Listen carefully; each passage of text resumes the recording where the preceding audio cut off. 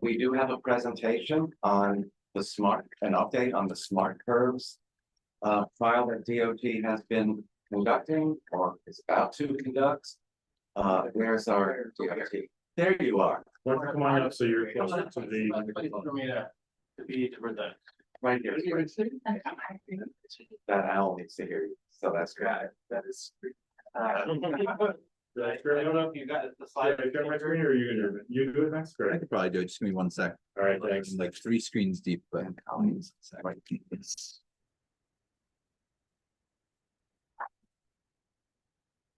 Okay, and I've got Kleiman is on the phone, and I think my colleague Andrew is also on the phone, and my colleague Mike is here with me as well. And your name is? Jonathan Hawkins, with New York State Department of Transportation. Thanks for being there. And here. all right, I got it. Just make it bigger.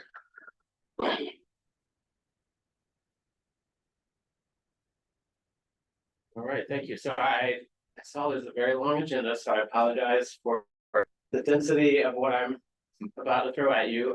But we know the board, takes a 2-month summer break, so we really wanted to get here and get this in front of you before you take a break. And there's going to be a lot to digest in this. It's a lot of content, so I don't know if you'll be able to digest it all immediately. But we've got a lot of concepts in here, some locations for recommended new regulations and programming that came out of the smart curbs study that we've been working on for since the fall. So maybe we can put that in presentation mode. Sure. Oh, I see it. Let's go here. Bottom right, there's a little, there you go, perfect. And I'll just let you know when to change the slide. So I don't know how you want to handle questions or discussion. I guess so that it's pretty dense. So my recommendation would probably be to get through the presentation and then take notes and ask to go back to things just to make sure we don't get too bogged down. But what I defer to. Please do. Yeah. Thank you. Okay, next slide.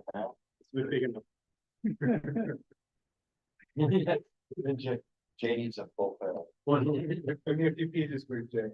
Oh, all right. So, 25 pages. just to remind you all of what we're doing here, we last presented on this when we came in the fall to kick this off.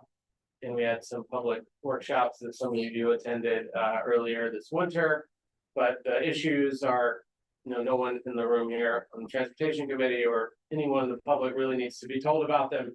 The way that the curb lane has been used has been changing rapidly. I think because of COVID, a lot of things that might have happened more gradually happened very quickly. What you're seeing on the screen is probably a good example of that. Sort of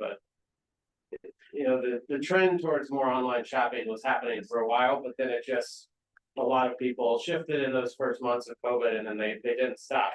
So that's a huge factor, probably the biggest one in this neighborhood. But everything on the screen there is important. Just a lot of competition for extremely limited space. The last bullet there, I point out as well, when it comes to vehicular parking, something that's kind of been quietly happening. It's almost like the frog in the boiling water, which is apparently a myth, by the way, but is that vehicle sizes have been growing for decades now, and hopefully at some point will stop. So the number of vehicles you can store on the street has just continuously been reducing by our own collective behavior or that of the automobile manufacturers. Next slide. So this program came out, you might recall, we put out a curb management action plan back in the fall. There was a lot of content in there. And one of the action items was to create this smart curbs program. And there's a couple of components to it. One is taking a comprehensive look at a neighborhood level at different curb programs. So DOT, we do, as you know, tons of work in the curb lane already. It's a little more ad hoc or as part of like corridor level transportation projects. So this is sort of a planning concept of doing it all, looking all at once with public engagement, lots of data collection, but also looking at potential new treatments and new ideas to test. So that's sort of the pilot aspect of it.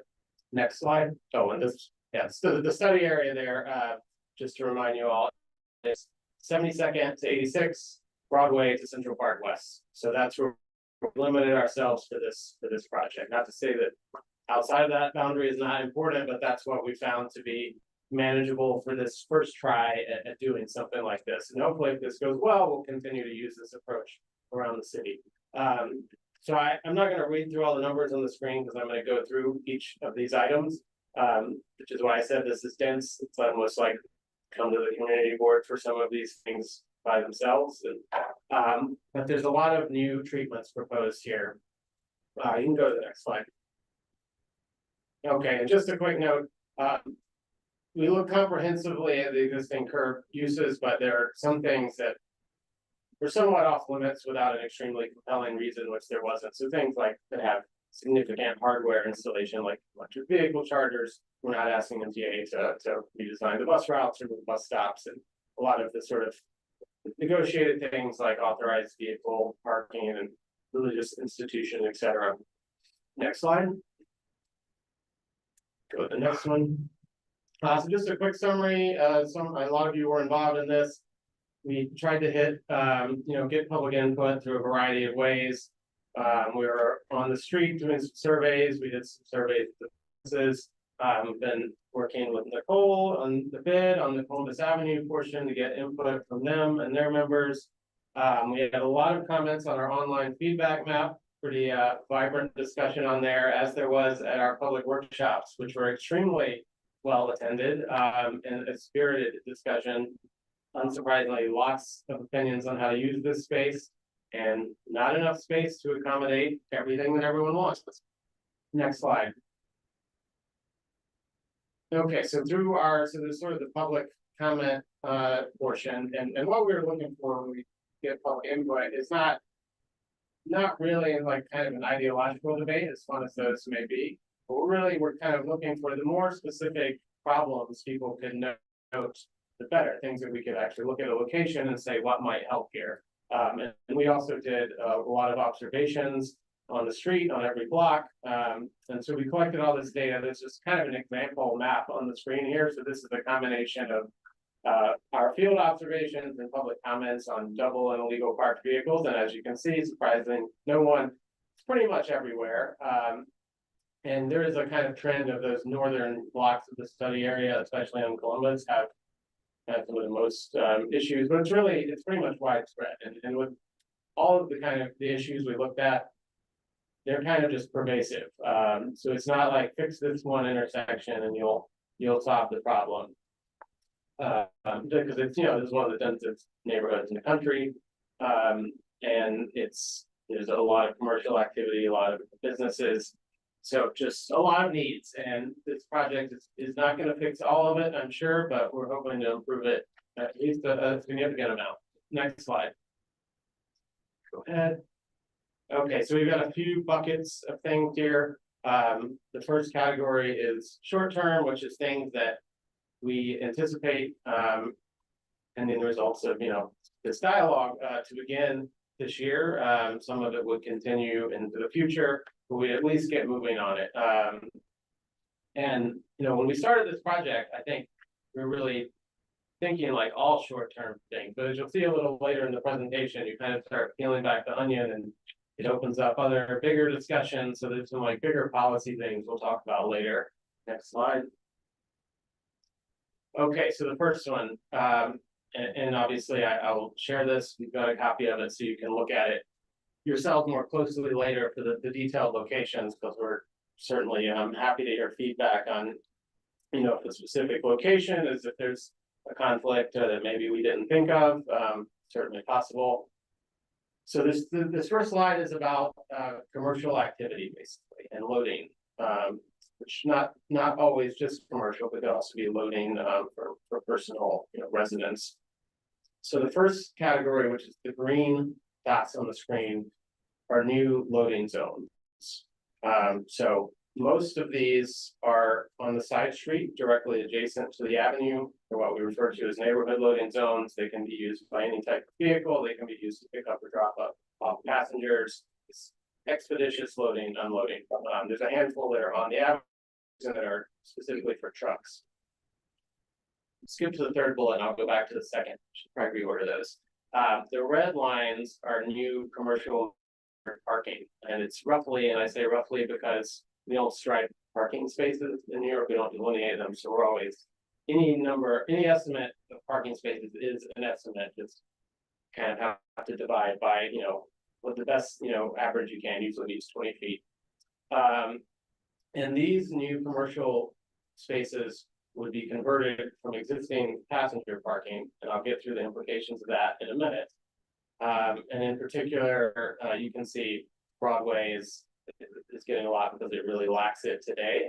It's a little hard to see on the screen, I'm realizing, but there are the smaller dashed lines are existing loading zones and commercial metered parking. So when you look at it more closely later, you can see what's there today. And then the final thing, which is the 3 blue dots, is our new pilot micro hub program that we recently announced, and we're just beginning a city rulemaking process on. So there's still some work to do here. But this is trying to start figuring out this issue that we see. I mean, I see it more in this neighborhood, I think, than anywhere else, but you see it everywhere, which is the truck, the FedEx truck, the Amazon truck that stops, best case scenario, in the parking lane, often in the travel lane, unloads 300 packages into the roadway, and basically creates a little logistics center in the street and sorts those and takes them to their final destination. Which in other neighborhoods, they're often going, several blocks away. In this neighborhood, there's so many packages being ordered that they're going very little distance. It's usually just carrying the packages or using a hand cart. So the micro hub program, which is a pilot program, there'll be an extensive evaluation to see how this actually plays out, is to create formalized spaces and partner with companies, create a space, safe space, it's not in traffic, it's not on the sidewalk, where this activity can happen. And as part of the agreement to do that, and the details of this are being worked out, the companies would be agreeing that within a certain radius of the micro hub, they are not going to be doing this behavior illegally. And if that does happen, they would lose the micro hub. So we're trying to create some incentive to get rid of this chaotic behavior. So we have 3 locations that are potential locations here. The initial, the start of the pilot this fall, I anticipate 1 going in, to be determined which of those 3 locations, or potentially adjusting one of these to another location. We're interested in feedback. But we'd be starting with 1, and as the program unfolds, and if it's going well, we would look to have a couple more locations. Next slide. Okay, so I mentioned that we're looking to convert a number of passenger metered parking blocks to commercial metered parking. The obvious question that leads into then is, well, you're losing passenger metered parking, which we don't want to do that. It's important for businesses. We actually need a bit more in this neighborhood. And the reason we do metered parking, believe it or not, it's not just about revenue, is metered pricing is the most effective way to change behavior, right? We've all been having that discussion in the last week for other reasons that I'm sure you'll discuss later. Yeah, that's a little something I saw in the news. And so having metered parking on the commercial streets is to turn the spaces over so that people can access the business, but then have an incentive to vacate the space so that someone else can use it. So what we're proposing here to make up for what we're losing, but also to create a little bit, about 80 spaces of net new metered parking, is what we call spur meters. And this is something that actually, in the dotted blue lines, which again are kind of small here, are the existing metered parking. And this actually already exists along Broadway. It exists in much of Manhattan. It's pretty extensive on the Upper East Side. It's basically taking the first small stretch of the side street adjacent to the avenue and metering it to provide a little more metered parking. And I should note, the metered parking and the commercial metered parking at nighttime, they revert back to free parking, and that we're not proposing changing that here. So for people who are looking to park overnight, you'll still be able to park in those spaces. Now, a note on this, we were looking to start this year, but as you can probably tell by looking at this map, that's a lot of lines, that's a lot of physical meters. So that makes it a little slower to do things. I will say there's sort of a part B here, which is we're looking at, is there a more asset light way to do this? Like so that you can just pay around the corner on the avenue. Already a lot of people are paying on the app. I think it's the majority of users now. So we're looking at, is there a way we can speed that up a little bit? Next slide. Just gonna grab my water over here. Okay. Next part, public space, bike parking. I haven't forgotten that. On the screen, there's 5 proposed on-street bike corral locations. There's already a couple of these in this neighborhood. And this is where you take a section of the curb lane and put a series of bike racks on it. It does a few things. One is at high demand bike parking locations, which we kind of look for by looking at the existing racks are over capacity. People are locking bikes to street poles. A lot of people coming onto the sidewalk, which we don't like. It gets the sidewalk clear. It expands your total bike parking capacity, but it also is a great safety treatment. These function as kind of physically hardened daylighting. It shortened the crossing distance. So they kind of do a bunch of things beyond just offering bike parking. And a couple of these locations are places where we see a lot of delivery bike activity. And so getting them off of the sidewalk, I think would be really helpful. And then the other dot, the one at the bottom of the screen at 72nd and Columbus, the green one is we're going to be working with Nicole and the Columbus Avenue bid to put in a street seat. And you might recall before the pandemic, DOT had the street seat program, which was basically where a private party, a bid, a business could put a small parklet structure in one parking space in front of their business. It was open to the public. When the outdoor dining program happens, that sort of took incentive to participate in the street seat program because the restaurant can put their own structure up and it's exclusively for their customers. But we don't want this program to go away, so we're kind of evolving this into the next generation of it, which is more a, instead of one parking space structure, it's more of an on-street painted public space. So the photo there is an example of one. There's planting, there can be a bike corral, TBD if that's something we would do here. It also creates shorter crossing distances and acts as a pedestrian improvement as well. So we'll be working on the design of that. How long is that space? I don't know how long that one is right there, actually. That's a good question. I should have checked that out. I just grabbed that photo from our archive. It would be to be determined how long this one would be. There's a Chase Bank at that location, so it's not in front of a restaurant. The idea is to provide space somewhere where there's not existing seating and it's open to the public, so you could need to have food. How does that, I'm sorry. No, it's all right. While it's up on the screen, Yeah. how does that large space not invite some delivery folks to use it to make deliveries and store things in it? Yeah, I mean, that's certainly always a risk, right? I think design is gonna be important there, the layout, the planters. I think we'd be looking at how do we, physically protect the space. Planters are the common thing we use. So I think that's something that should certainly be considered in the design. Like this one, it looks like they basically hardened the space with planters except for that spot in the middle with the bike rack. So I think that would be a consideration is do we want bike parking as part of this? And I don't think we know the answer to that yet. And then just 2 other notes that we don't have anything proposed here on, but you might have seen we released recently an RFP for a citywide secure bike parking program. So if we're waiting for response, that yet to be seen what that would look like. That's going to be a ways off in the future, but certainly that comes to fruition. The Upper West Side would get some of those. And then also there's a wider intersection daylighting initiative that we announced 1,000 intersections. And so there will be some locations in this neighborhood. There's that sort of looking citywide at what are the what are the most critical locations, so it's sort of a separate initiative, though, like I said, the locations on your screen will also function as hardened daylighting. Next slide.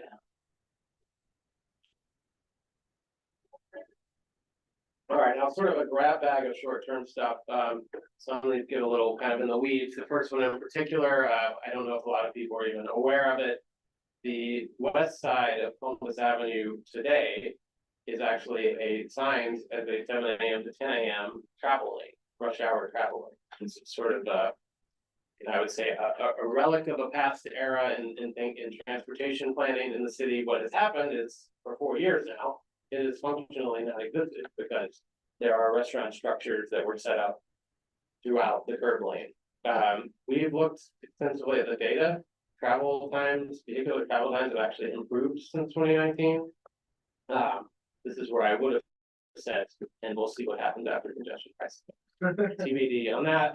But so basically, we think that this lane it's not needed. And these curbside lanes, they never function anyway, because people need to access the curb and they're going to do it. So even if there aren't restaurant structures, you tend to have cars standing in it. So we're proposing formally getting rid of that, which means we can then use that for more curb uses. So I think we've sort of see it as a no-brainer, and we've kind of had 4 years of it effectively being gone to see that it doesn't cause any problems. Another quick note, there's 2 dedicated car share spaces in this neighborhood. I think this board has discussed that a lot in the past. Unfortunately, the operator of those 2 get-arounds has pulled out of New York State recently. So that has had an impact around the city, but we're working right now to get to a new operator for those 2 spaces. Anyone working on that? That's a good question. I think the regulation has not changed. So we're trying to seamlessly as possible get those to be it zip car or truck or another company. Third one, just to note, there's nothing new here. This is all old news, but just to reiterate, because we heard a lot about it in public outreach, that the new Dining Out NYC program, we heard a lot of feedback that were complaints about things that should not exist in the new program. We think the new program is going to provide a really good opportunity for restaurants. Tell me if that's true, Andrew. But will solve a lot of the complaints that people had about the old program. You're not going to have the fully enclosed shed-like structures. There will be tighter regulations. They will be enforced. There will be a pretty modest fee, but a fee does, it means it disencourages just putting up something and not using it. The restaurants who put these up are going to be using them. And then it's a seasonal program, so there will be a few months where they have to come down. So there'll be more modular. It won't be these kind of permanent construction things that you see today. So for better or worse, I had a lot of just people kind of on all sides who have strong opinions, but we think it's going to be strike a really nice balance that'll have a huge impact in this neighborhood where the avenues are kind of really lots of structures. Some of them extend well beyond their storefront, which will not be allowed under this. So we think this will be an improvement. And then the last one, I know the board has discussed this as well. We have been talking a bit with FDNY about the 83rd Street no standing regulation. I don't know where that's going to go, but it's not really working as a no standing zone today anyway. So I think we would like to potentially get some back there. So it's Amsterdam to Columbus, or sorry, Broadway to Columbus. Yeah, where the Children's Museum is leaving. TBD No, it's and the next block. Oh, that's 82. and that block is also post office block is also. Yeah. That's Columbus Station. Yeah. Yeah. So that just as an FYI, and I know it's been discussed here. I don't know where that will go. We're certainly not going to do anything if it would cause issues for FDNY, but we're having some discussions right now. Next slide. Okay, and then one final short-term thing, just for your interest, the Partnership for New York has the Transit Tech Lab program, which has had for a number of years now. It started really focusing on MTA and has since grown to include New Jersey Transit, the Port Authority, and DOT. And it's a program that allows growth stage companies to test technology in the MTA system or on the streets. And to help us like learn more about technologies that we may want to procure in the future. And this year, as related to the Smart Curbs program, they had the Curb Activity Challenge. And there's 4 companies that have been selected to participate in that.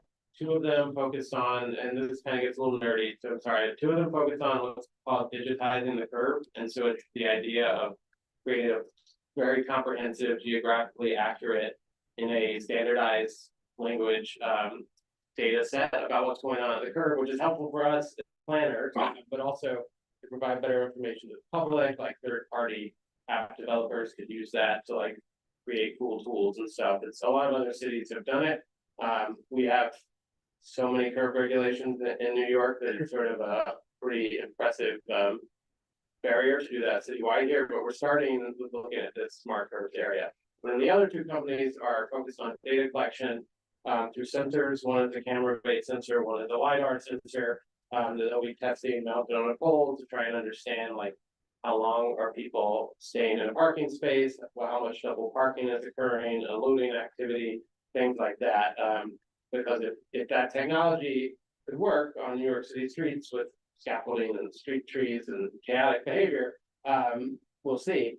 But it would be helpful for us for planning because our data collection process is extremely manual. It's like standing on a street with a clipboard or looking at a time-lapse camera and like going through hours of footage. So we'd be able to plan faster and more responsive, but it also could pave the way for future technology, like more dynamic management of spaces. You can see what spaces are occupied. There's a lot of possibilities if you can get the technology to work. So we'll see how this test goes over the next year. Next slide. And so into the medium term, next slide. The first EV charging. So there are 2 spots currently in this study area. They're very well used. These are some of the most well-used electric vehicle chargers that we have. It's not surprising. And we have a round of funding for the next phase that's going to be starting next year. And we've got 5 locations, potential locations we've identified here. We think 1 or 2 would go in as part of the first wave of funding, and then hopefully we'll continue expanding that. I know it's probably a little slower than people would like, but hopefully this is something that we'll keep accelerating. Next slide. Level charger. These would be level 2 chargers. Okay, so another kind of a wonky one. If you look at Columbus and Amsterdam avenues today, the design of the protected bike lane, where it approaches the intersection, it's what we call a mixing zone. It's what you see in that photo there, though there's a van parked in it, which is pretty common out there now. So it's not really working. This is sort of the older protected bike lane design. Bicyclists don't like it as much. It kind of creates a conflict point where you merge with the vehicle at the intersection.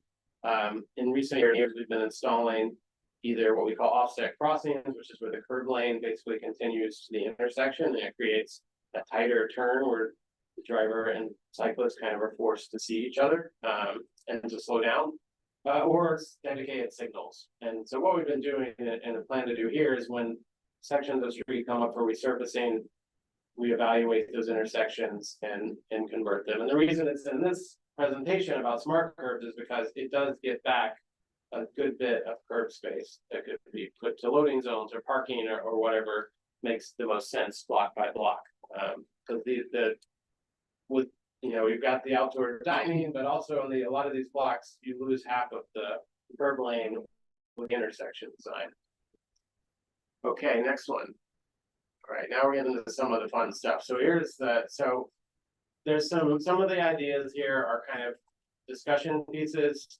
Not this one, this is sort of a concrete idea. But so sort of long-term discussions about, broader management of the curb and parking and like what the future could be.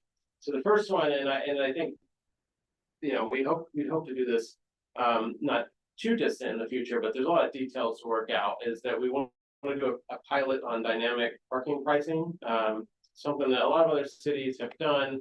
And it's basically trying to better match the demand for metered parking to the price. So there's two components to it. One is you have different rates by time of day. So it's cheaper to park at the lower demand times than it is the higher demand times.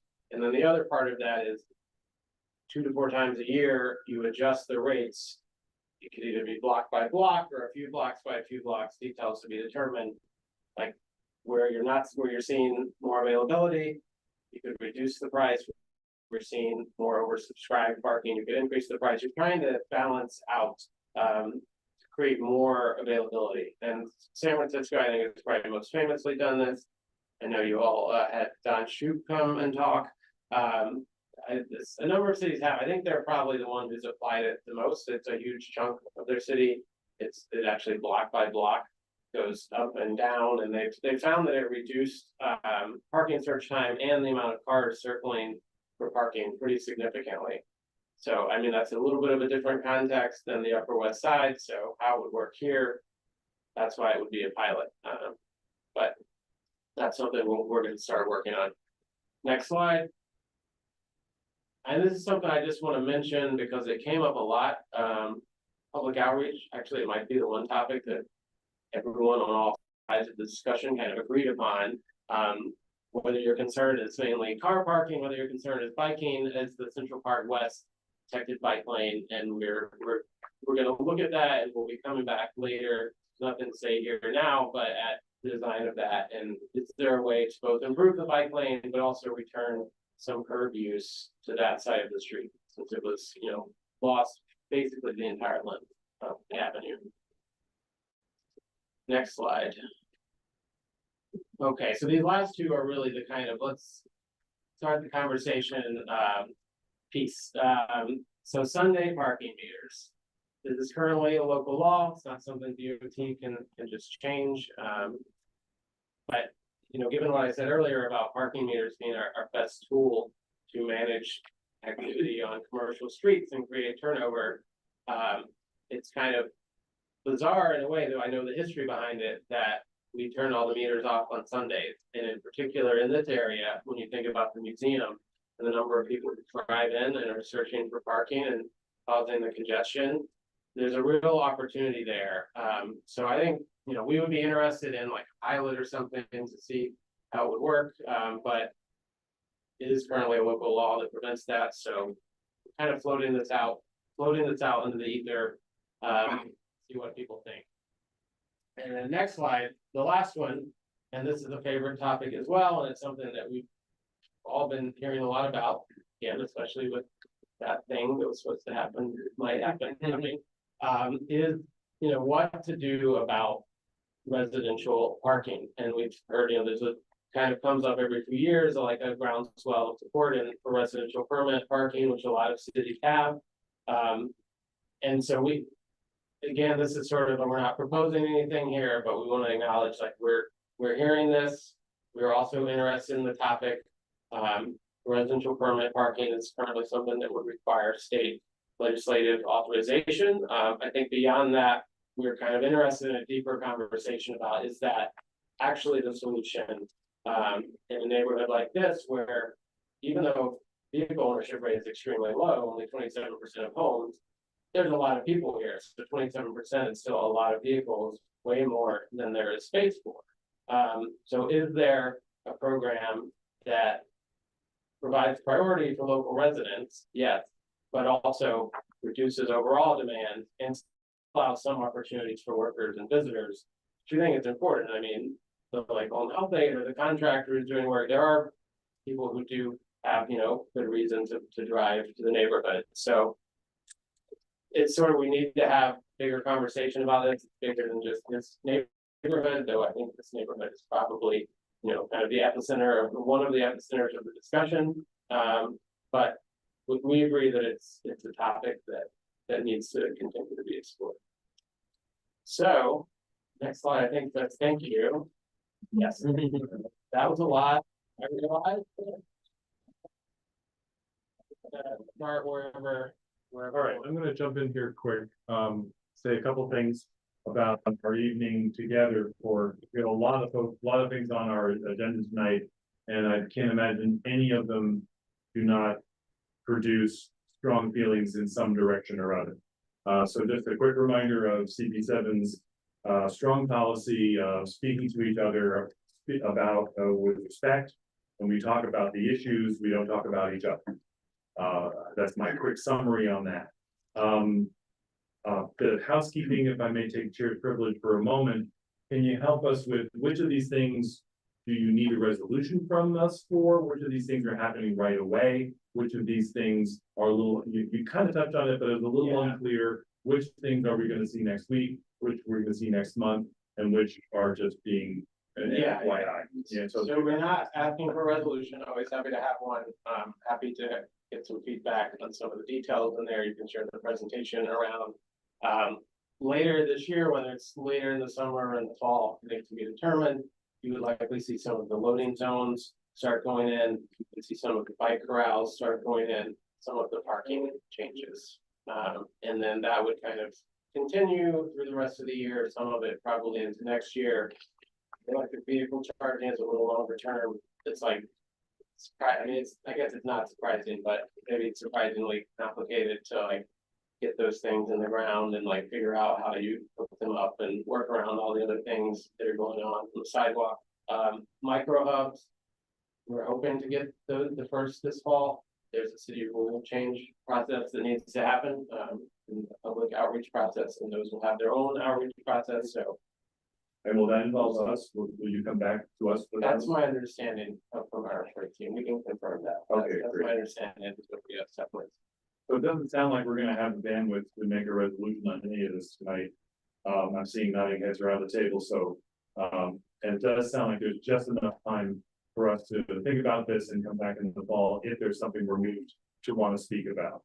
With that in mind, there are a couple of questions on, online. There are probably questions around the table, and there may be questions in the audience here and or online. And I'll just say real quick, we were really interested tonight. We were interested in hearing feedback on the details for sure, and the specific location of things. But I think we're also, maybe most interested in like showing the scale of what we're proposing, because it through the process of the outreach and talking about that was what people were kind of most concerned about or didn't really understand, because this is a new thing. It's like what does this actually mean? So I hope to provide a little more clarity on like the level of like change that this means. Well, and its scope is sort of like the city of yes, but for curb use instead of for housing or whatever is on our agenda next week. Okay, so it is now 7:10. And this is the first of 5 live items. I'd like to limit our table discussion to 10 minutes and our community discussion to 10 minutes. You're going to have to limit each speaker, Mark. Yeah, so we're going to start with Andrew and go around the table. I'm going to start by encouraging everybody to be succinct, as I'm not being right now. But you just keep in mind, this is the first of 5, and there's going to be a lot to say on all of them. And I'm going to yield the floor, Andrew. Thanks. The commercial hubs that you showed, what will propel a delivery service to use them rather than the closest to their intended delivery? Yeah, I mean, that's a great question, right? And we're all gonna be looking to see if this works.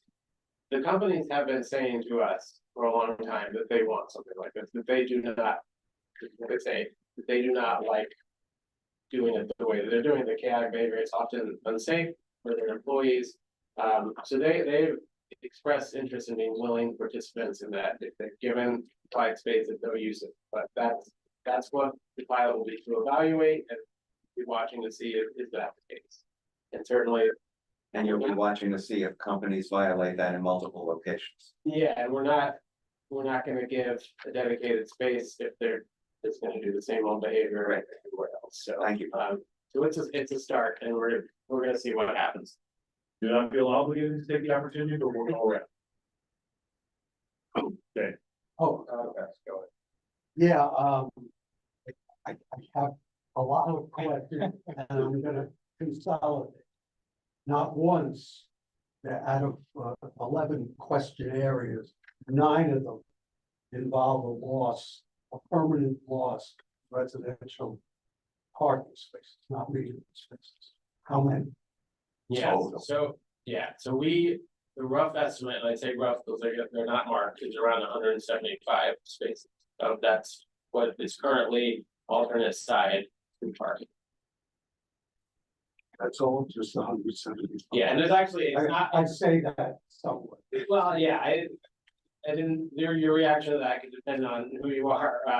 And there's actually a couple of spots, and I didn't go into this because it would be a 2-hour presentation if I went through all this. There's a couple of spaces where we actually are returning some parking, where there are regulations that we just so. Okay, and I just 2 quick specific questions on 2 proposals.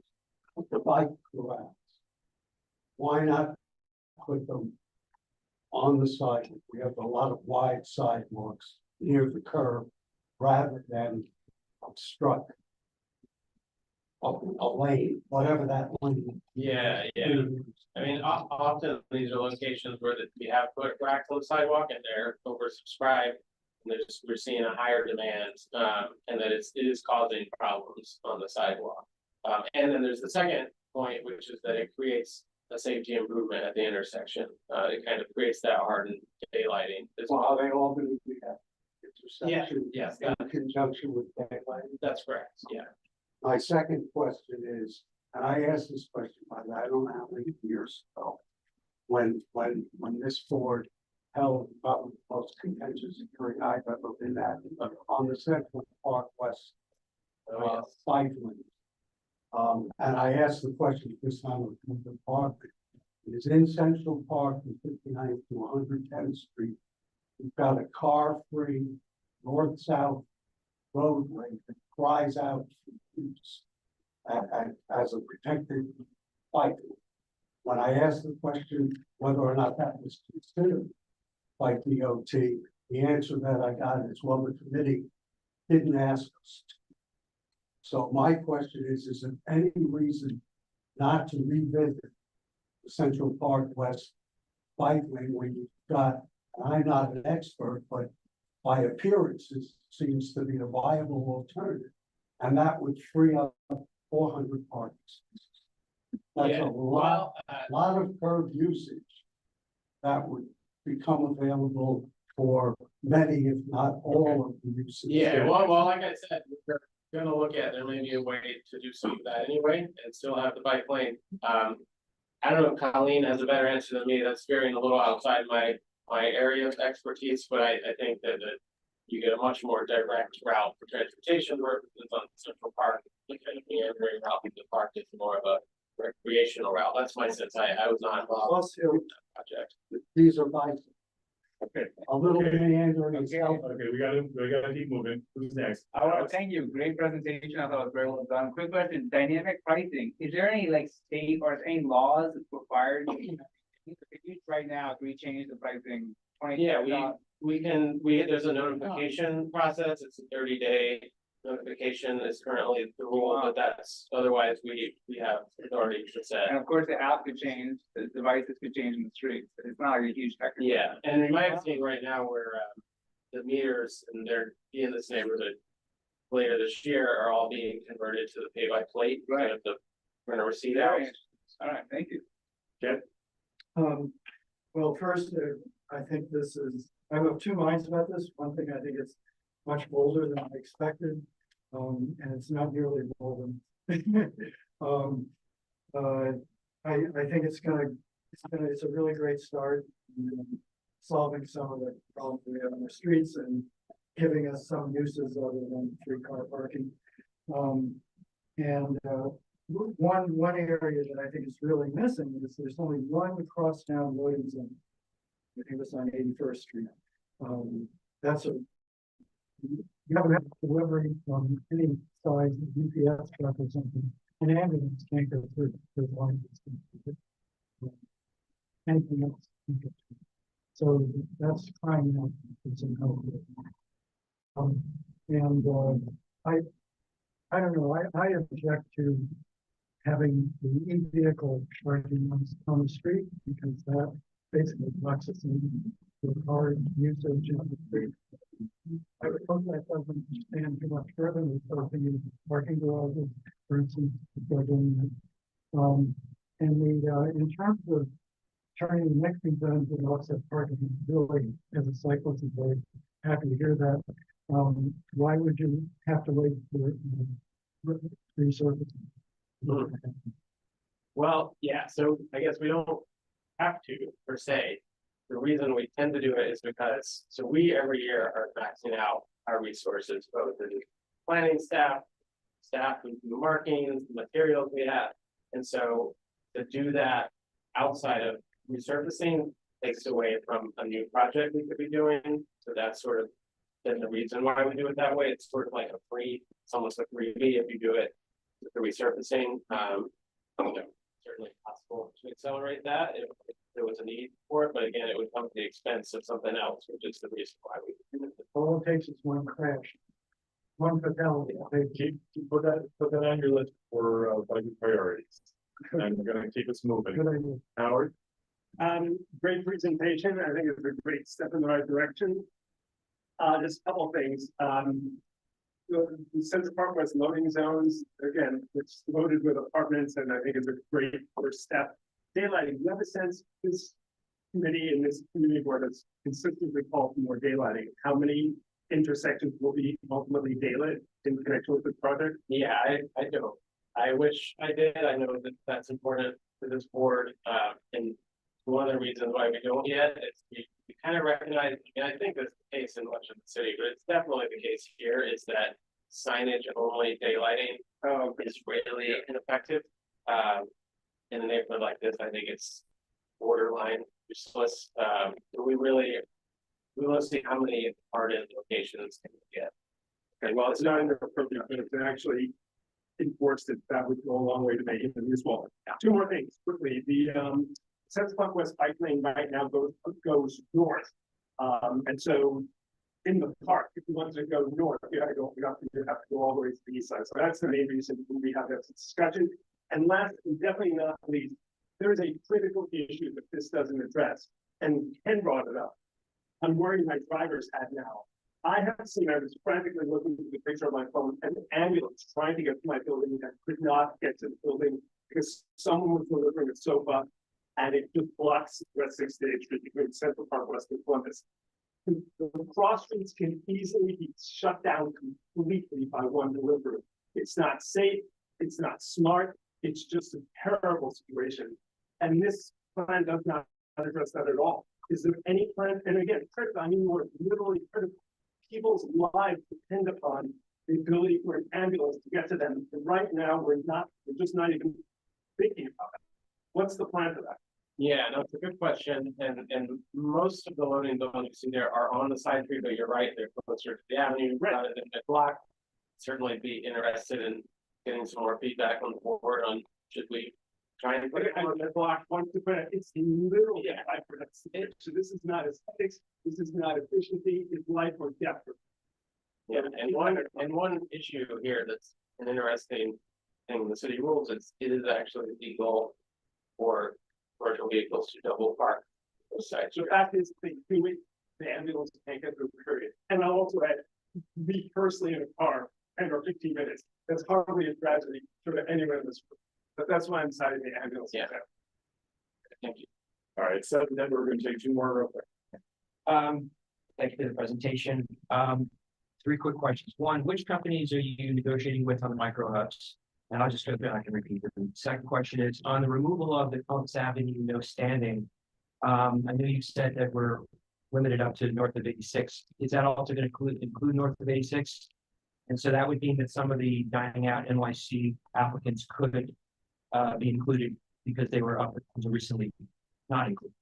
Yeah, that's correct. Even though this project is about that specific study area, there's two things there. One of which is that, and one of which is the Central Park West issue that obviously, yeah, it doesn't make sense to just go to flooding sections, but it would continue to live. And my last question is, you mentioned that there's 27% car ownership on the Upper West Side, and I just want to know how accurate you think that is, given the fact that a lot of people that live here and as a practical matter own car, don't necessarily register on the Upper West Side. Is that straight data for registration? Because Don't register in New York State. if you're registering anywhere, like anywhere, Long Island, whatever, and they actually own the car. Long Island will have Oh, I New agree, York it's 27%.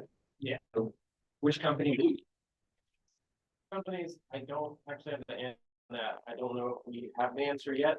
We did, that's something we could get back to the board with. I think that's still. Let's see, there, Amazon, FedEx, UPS. Yeah, the usual, I think it's the usual suspects, are ones that we're in discussions with, but I don't know.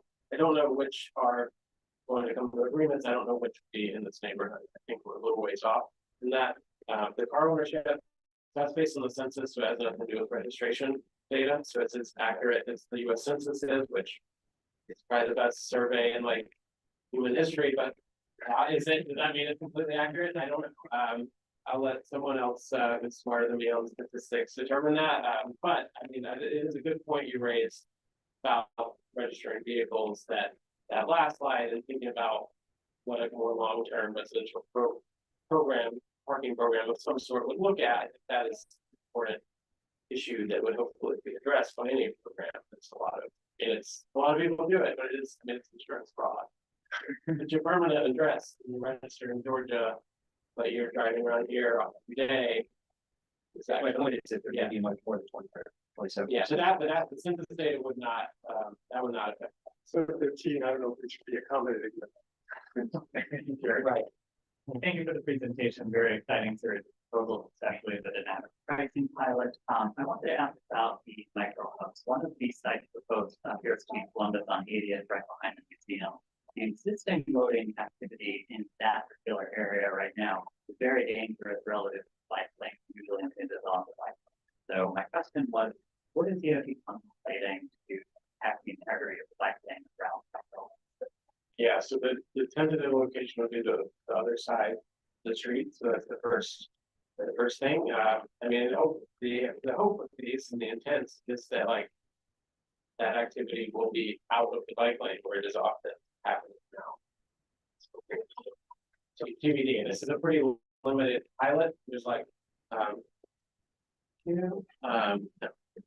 there's like, you walk around the study area in the middle of the day, you probably see 50 trucks or unofficial micro hubs. So this pilot is clearly not going to solve the issue. So if it's successful, it could be something that continues to evolve.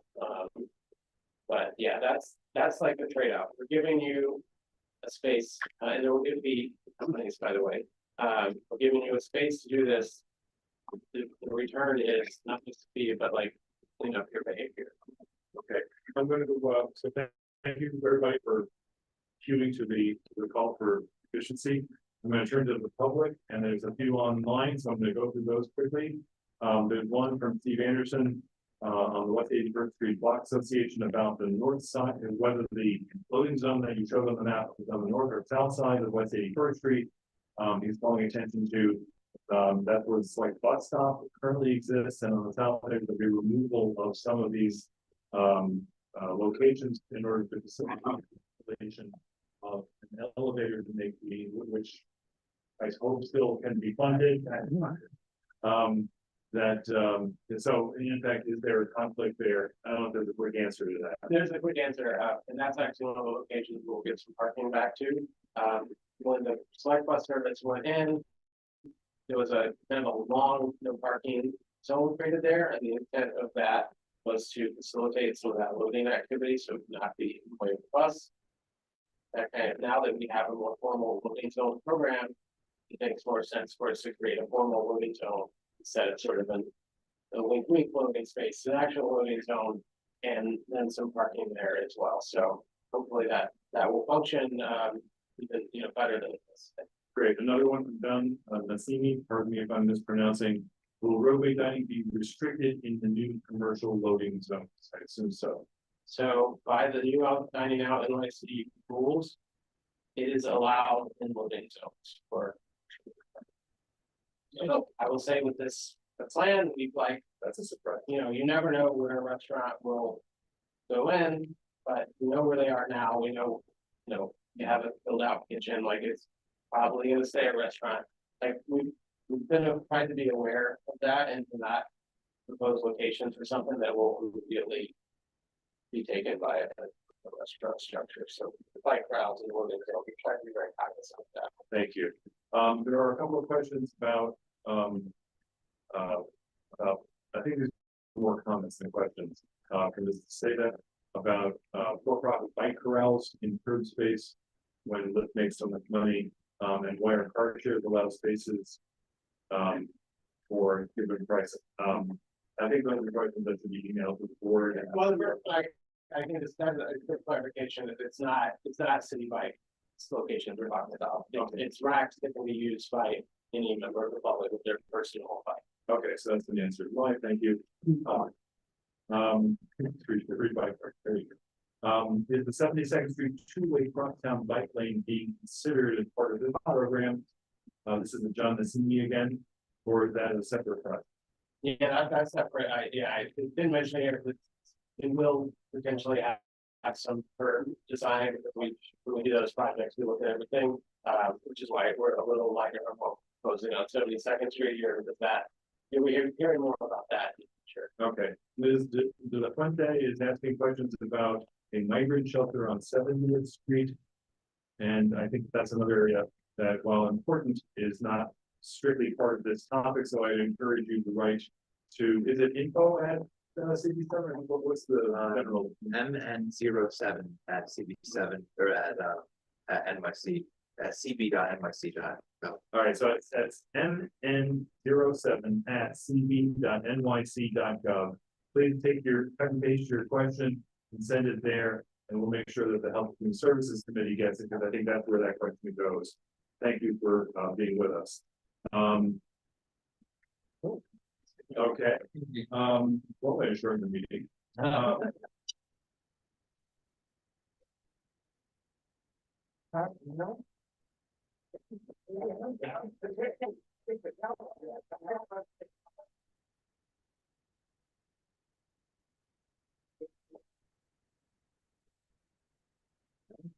You to me, and This question about vehicular accessibility to parking buildings on that thing.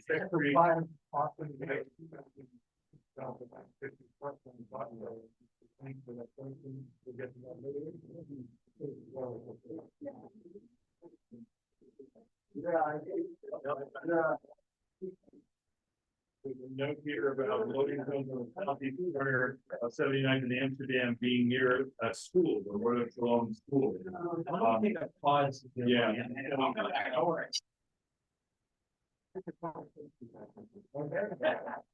Right, thank you. I go to Max to find out what's going on. I wish I did. I don't even know who to ask. I don't hear it fire. But, I guess we should check and roll off. Yeah. We have a contact, but he's only here during daytime.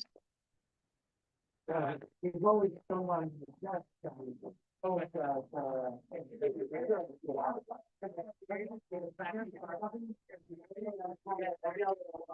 Check the lobby. I know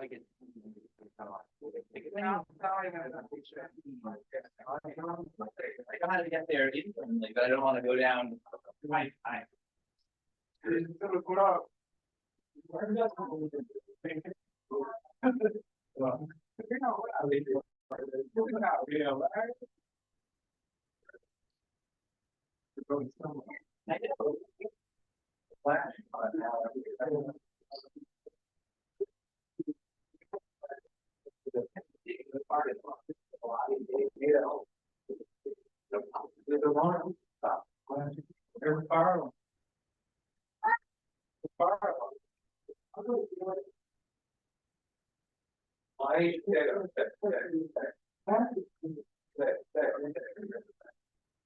Yep.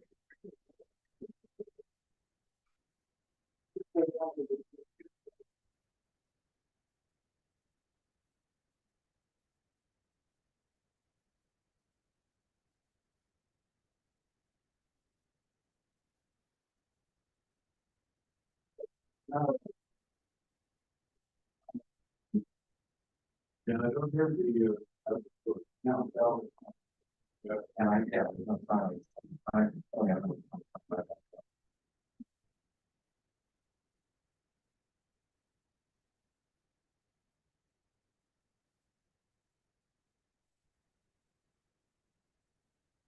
Maybe the CO2 alarm, you know? Yeah, people in. Yeah, I was thinking that as well. Maybe we should just do the rest of the meeting quickly, before everyone comes, you know, questions. Don't have a forum on that. Thank you for coming, your wife. Thank you for coming. We passed the resolution for morning congestion pricing. Interesting that the bells would stop them. That's right. If you're with us online, I probably should. Oh, you did. Okay, well, I'm not muted. Oh, okay. Okay, where are we? Here Hi, folks. If you're with us online. Oh, but I can't do it, can I? I'm unmuted now. All right, if you're with us online, there's a fire alarm in the building in which our offices are located. And so we are hoping that this is not a real emergency, but most everybody has left the premises. If I have to run for it, I have a clear path. You have to jump with the sound out here. Oh, yeah,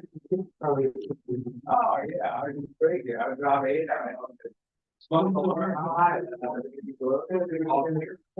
Thank you.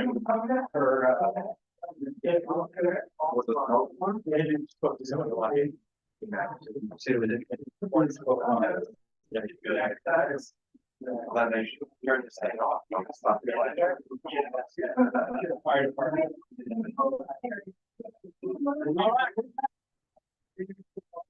Yeah, and through, Rigie got in there first, said it, some, it's like, fire alarm, but it's actually sitting above it, like. It's all good. A sweet sound. I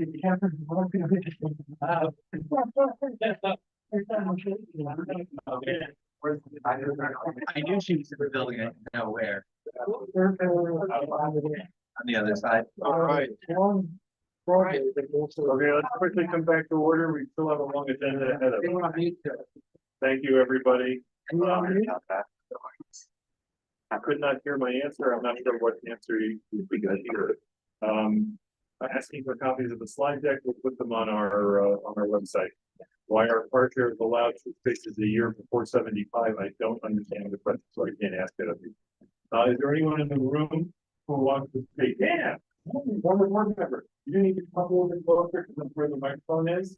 Okay. Is there a email, specific email we should address questions? Yeah, I think if the board can reach out to Colleen to know. I have. Yeah, we definitely have. Sorry. We're still here. Thanks, Colleen. All right. Sit right here. Sorry, so this. I'll up a chair. Yeah. Okay, thank you.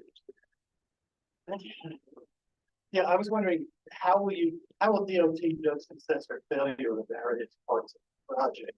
And in particular, these mentioned EV charger will be level 2. Having an EV really takes a long time to charge to make this successful. DC3 would make sense, though it's more expensive than doing the structure. Get that in right full charge, 15 minutes, an hour instead of 5 hours, 9 hours, etc. Yeah, and I'm not an expert on the EV program, so we can get more detailed answers on those. I know there are some fast charging initiatives going on. I think it's focused on the off street. But this first wave is focused on the level 2. And I don't know enough to know the answer, the full answer about that. Yeah, actually, Wall Street has to do it overnight, which case the little drive by it's when it's on street, of course, there out weird things. Yeah, I think the off street in this case is thinking more of it like the not off street like residents parking, but more of the short term charging, not gas station style. It's not really what it is, I think, but like short term parking rather than overnight charge at your building. But good point. Thank you, Dan. Thanks. No one online I was trying to get to while we were all running out of the room. Oddly enough, didn't succeed in asking the question. Which was, there's one on 79th near Amsterdam. And I'm wondering, the question has to do with whether that has been coordinated with the drop off and pickup zone for Road of Shalom. And as you may know, Road of Shalom actually very consistently has a police presence that drop off and pick up for reasons that are part of our complicated world. Has that all been factored into the siting and so forth? Yeah, I mean, so the good news, the neighborhood loading zones are, it's officially allowed to use pick up and drop off activities, so it actually should help. Great, okay. I'm gonna call it a day there, Ms. Delafuente. I'm sorry to say that I'm not gonna call on you because we already addressed your issue. And while it's quite sincere, I've given you the email address to which you can write your questions because they are not for this committee. Thank you very much for being with us. And so thank you for being with us. And without further ado, I think the next is tag, isn't it? Yes. All right. So this is, again, we're gonna have a presentation. Tag, do you share your screen? Are you? Yeah. Excellent. So Tag is with us as a member of the community and has asked for our time and graciously agreed to postpone the presentation last month when we were strapped for time. Can you help? Or I see your online, you should be good, just share screen. I see you logged on as tag group. Yeah. You're good. Okay, so it is 7:40. What's realistic? What do you think? 5 minutes? 20 minutes, and then we're gonna breeze through a quick Q&A on this as well. I'm gonna keep smooth. Okay.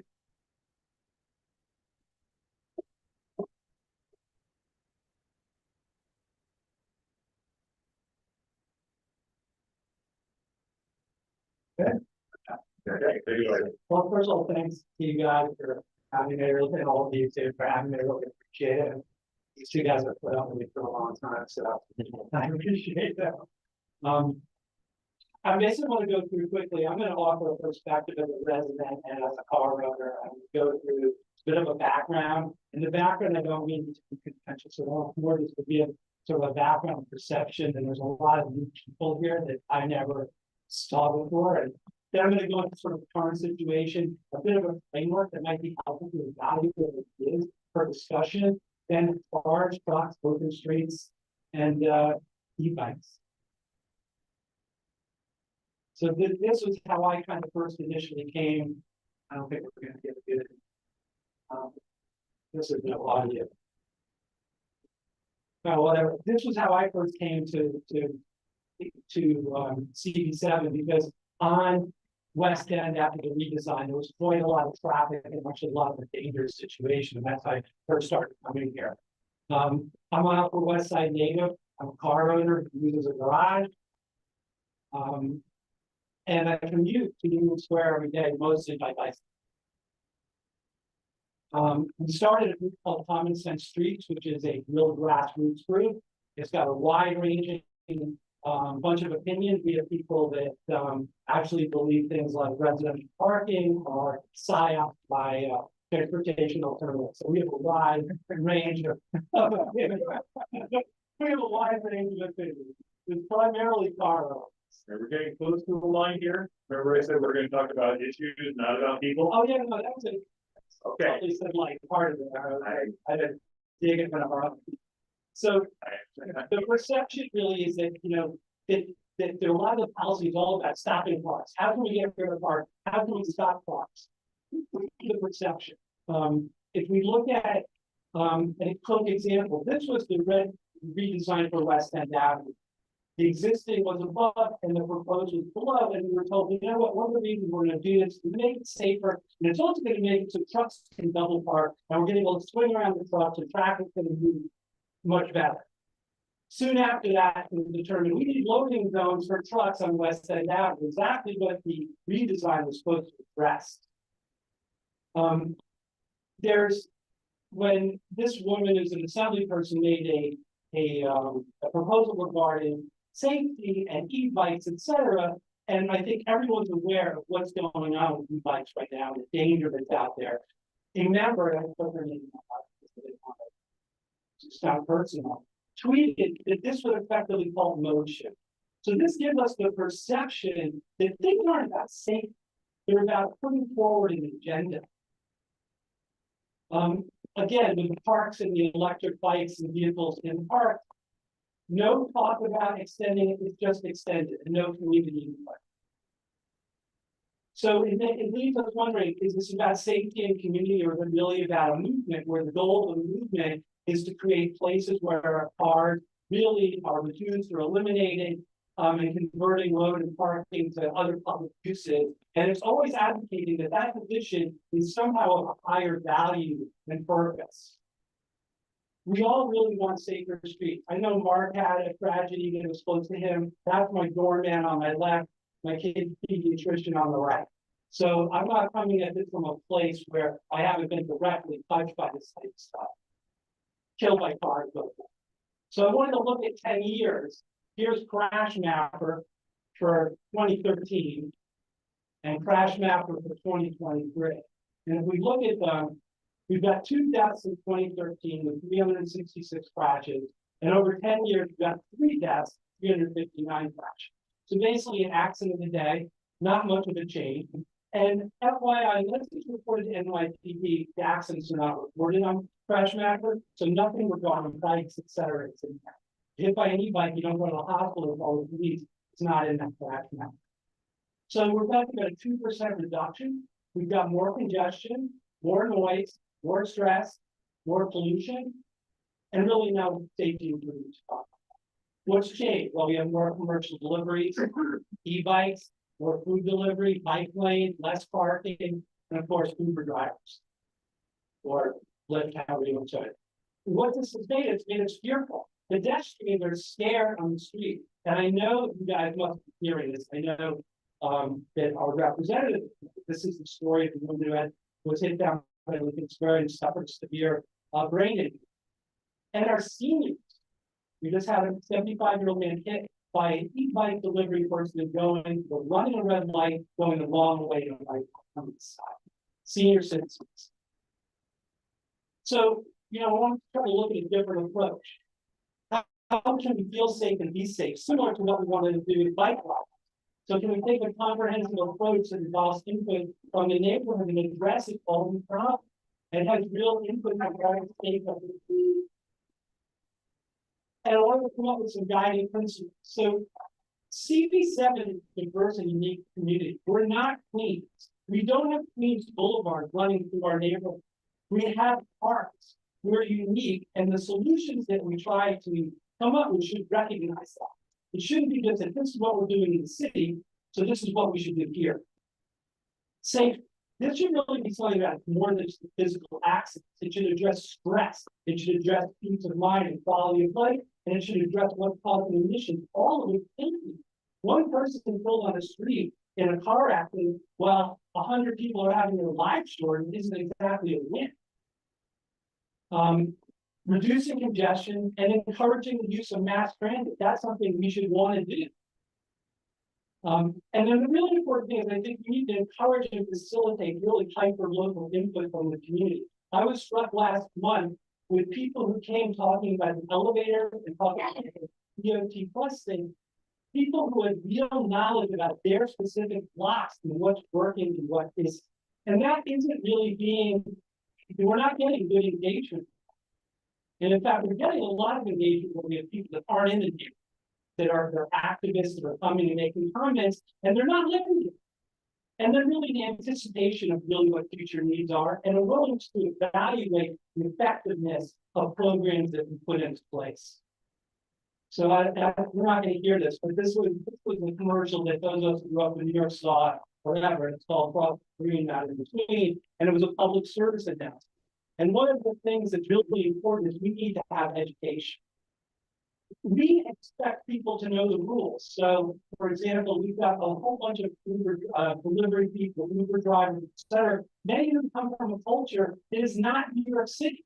And we just expect them to kind of jump into this without really reaching out to them and trying to educate about, hey, this is really how we should behave.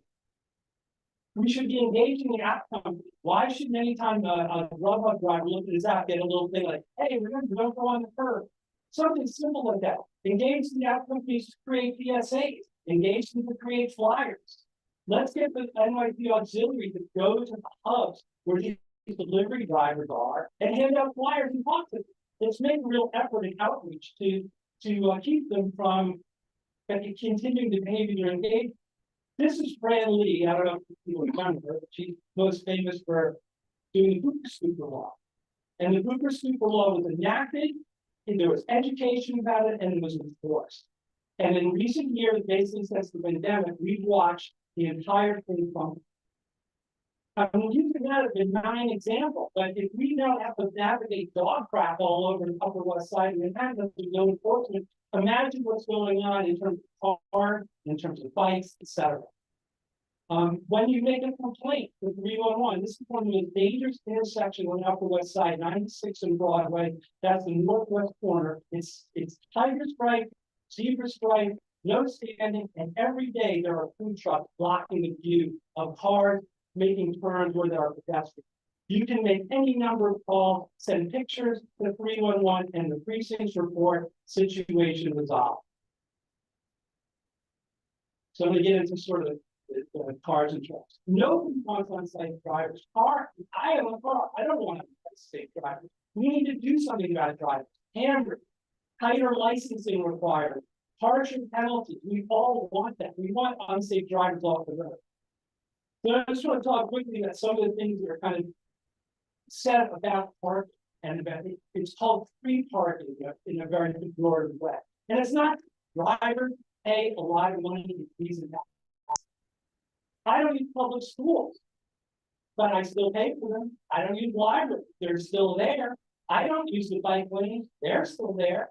The city bike tracks, they're there for free. Dining shed, they're going to be there for free. And they all serve a purpose. They all benefit our community in various ways. And so is parking. It benefits our neighbors.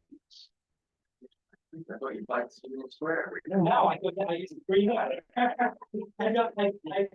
cut down to the park and take the greenway all the way down and across 8th Street. Not a single bike lane.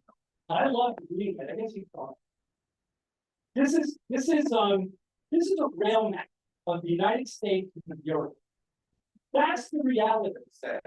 Yeah, that's the reality we're dealing with. Skeletal. Yeah, still. So I joked a couple of months ago when I was here about escaping from New York, and it's a necessary part of life. It always has been. On the left is a great article from the New York Times about two communities in Sag Harbor that were founded by Black residents, middle class, that would go there for the summer. Bayberry Land was founded by the International Brotherhood of Electrical Workers to get their workers and their families out of New York. It's always been something that New Yorkers have done. Then, of course, the pandemic. People with cars left. And there's always the thing, well, you can rent a car. Renting a car is not cheap, and they're not available. They're sold out all the time. Try to rent a car after a last-minute excursion with your family on a weekend in the summer. It's impossible. And then, of course, the benefit of the cars is that people who don't want to drive and want to stay in New York, we leave the city completely empty for you on summer weekends. So why do we use a cars? So I asked our members to kind of write, and I just pulled a few things. I work as a nurse in a NICU and have to work a 12-hour shift overnight, and I don't like traveling off hours on trains, and I'm tired. We're a family of 6. We use our car on weekends. We can't travel with everything necessary for our kids, let alone try and get car seats to fit properly in the road. My parents are elderly, and I have to travel to New Jersey to visit, take care of them. It was an emergency. I'm a salesman and reverse commute to Westchester every day. I need my car to call an account. So you guys get the idea. There's very legitimate, and these are part of people's lives. And Upper West Side drivers are not commuting by car to Midtown, and they use their cars mostly. These are for the census. 1.5% on 10024 by 4. 6.3% drive out the city for work. 35% of us live in a household with a car. 50% of households with 2 or more children out. The last figure is more of a fudge, just based on observation, but 20% of cars parked are non-residents. Owning a car is expensive, as we know, and adding a parking garage or something else like that is going to create a barrier to people that can't afford it. And why are we going to prevent these people from people in lower economic strata from being able to own a car to do what they want with their families? It's absolutely unfair. It's an inequity, and we shouldn't stand for it. There should be a moratorium on the elimination of parking space unless it's being replaced. Take 2 from here, give us 2 somewhere else. We need to restore Central Park West parking. We need to eliminate that pipeline. As was previously alluded to by one of the members, there was a very contentious argument held on July 2nd before July 4th weekend, when people from Central Park West and car owners were nowhere around. And it doesn't make sense, and it doesn't work. This is a cyclist who is killed after the bike lane was in. So we've got the tourism killed, we've the cyclists who are killed. Can we look back at this and say, you know what, this doesn't work? Using the park and the park drive is a much safer alternative than a bike lane. We can offset the loss of parking in coming daylight.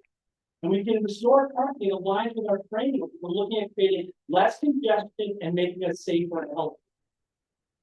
Here's a park roadway map. We should go to 2-way traffic in the park right away on the roadways.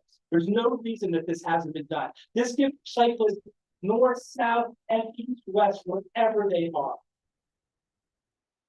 Daylighting, when we're going to do this daylighting, let's restore parking. Let's move city bike stations to daylit corner where you can still see over them, still achieve what daylighting is meant to achieve. And yet now we can take back spaces that we're going to need for the daylighting from where city bike stations used to be. Residential parking. So this is a really important thing, and I don't know why we're not doing this. It reduces traffic congestion. That means things are safer. It improves safety. It enhances our quality of life. So our streets are less crowded, they're quieter, and they're more peaceful due to not many people circling and not as much parking pressure. It's fair and equitable that the residents are given a priority.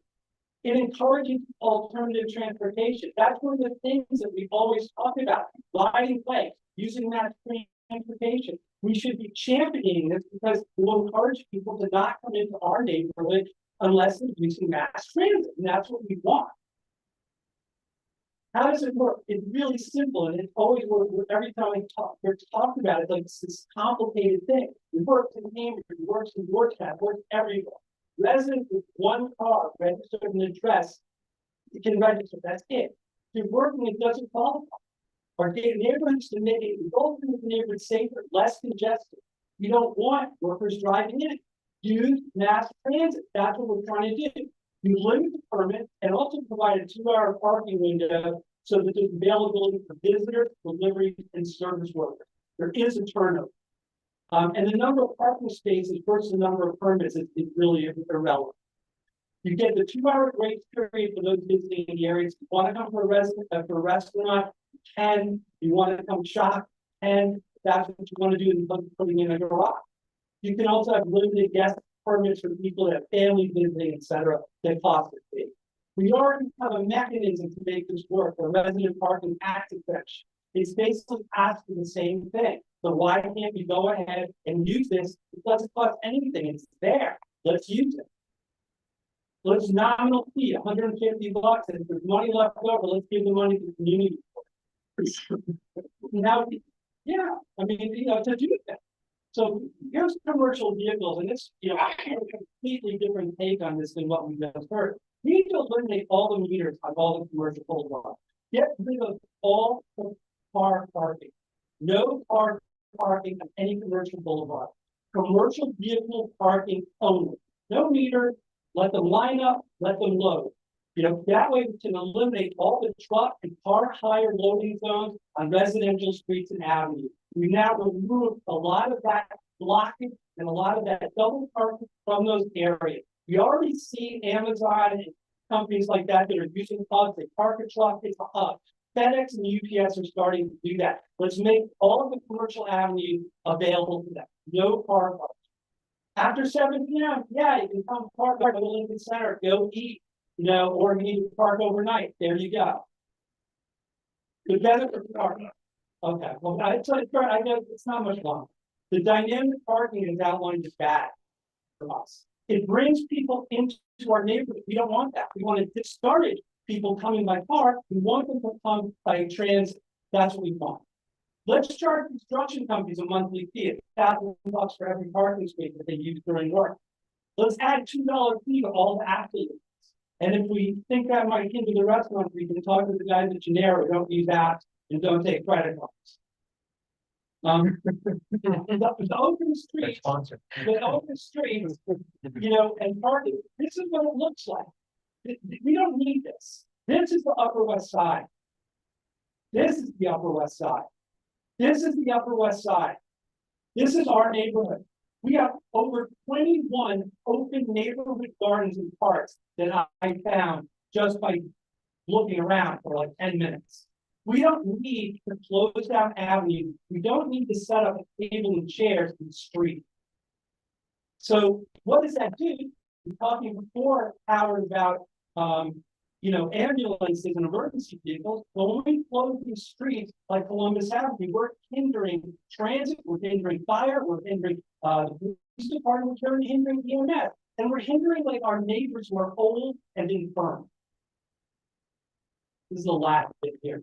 On the bikes, e-bikes, I mean, most people are not riding bikes to work. It's a luxury. And many New Yorkers, they can't do it. We're infirm. So with what's going on with city bikes and all the other e-bikes and both city bikes limit their speed to 10 miles per hour. Limit 10 miles per hour private vehicles and bike lanes. You can have it when it goes fast. You got to stay within the speed limit. No commercially used e-bikes allowed in bike lanes. Look at Broadway. The delivery people are all up and down Broadway. There's no bike. Licensing, insurance requirements, mandatory online safety. This should be easy to do and not take long, 10 minutes or something. Same thing with people who are first time city bike, especially city bike renters. And I would say that this group, they have some very strong ideas, but this is a group that the community board and our community should be embracing. Like we should have them here talking about this very real, some very real solutions and how we can really fix this, because it's a serious problem. People are engaged. What? We did. Okay. I'm sorry. And that's it. Okay. All right. Well, thank you for that. We're gonna go around the table. We'll go around this way this time. We are now at 8 o'clock. So not anybody's fault, but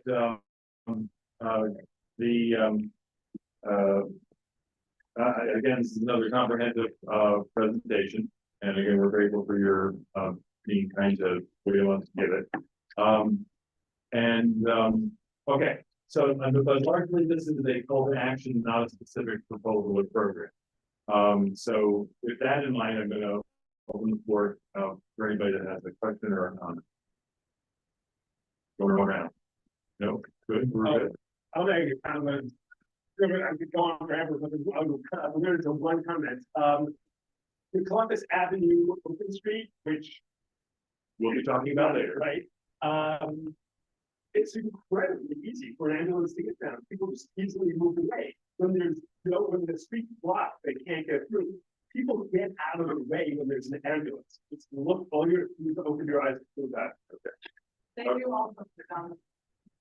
Yes, which is another thing for an Interact interact. is designed to be wide enough to do that. Yes, Yeah, that, got it. So I see another hand. yes. Kat. Okay, so sort of a buckshot approach to transportation planning. It seems like one of the premises is that free car parking is one of the like good for our neighborhood and for the city. That is absolutely not true. Studies show that one of the main reasons people own and use the road is the availability of for free parking. And we all know what happens. We all know side dam. That people calling the street, the people are the whole point of charging is just like congestion pricing is you find out who really needs a car and who can use mass transit as another alternative. Now, I just want to say about Central Park West, since I was the one who took that picture that you showed, that happened because the postal truck was making the right turn across the bike lane. And unfortunately, I called this to DOT's attention during the time that was these crossings don't look safe. It turned out that they weren't, but the bike lane itself, one of the main impetuses for doing it was the death of the Australian 6th and 7th Street.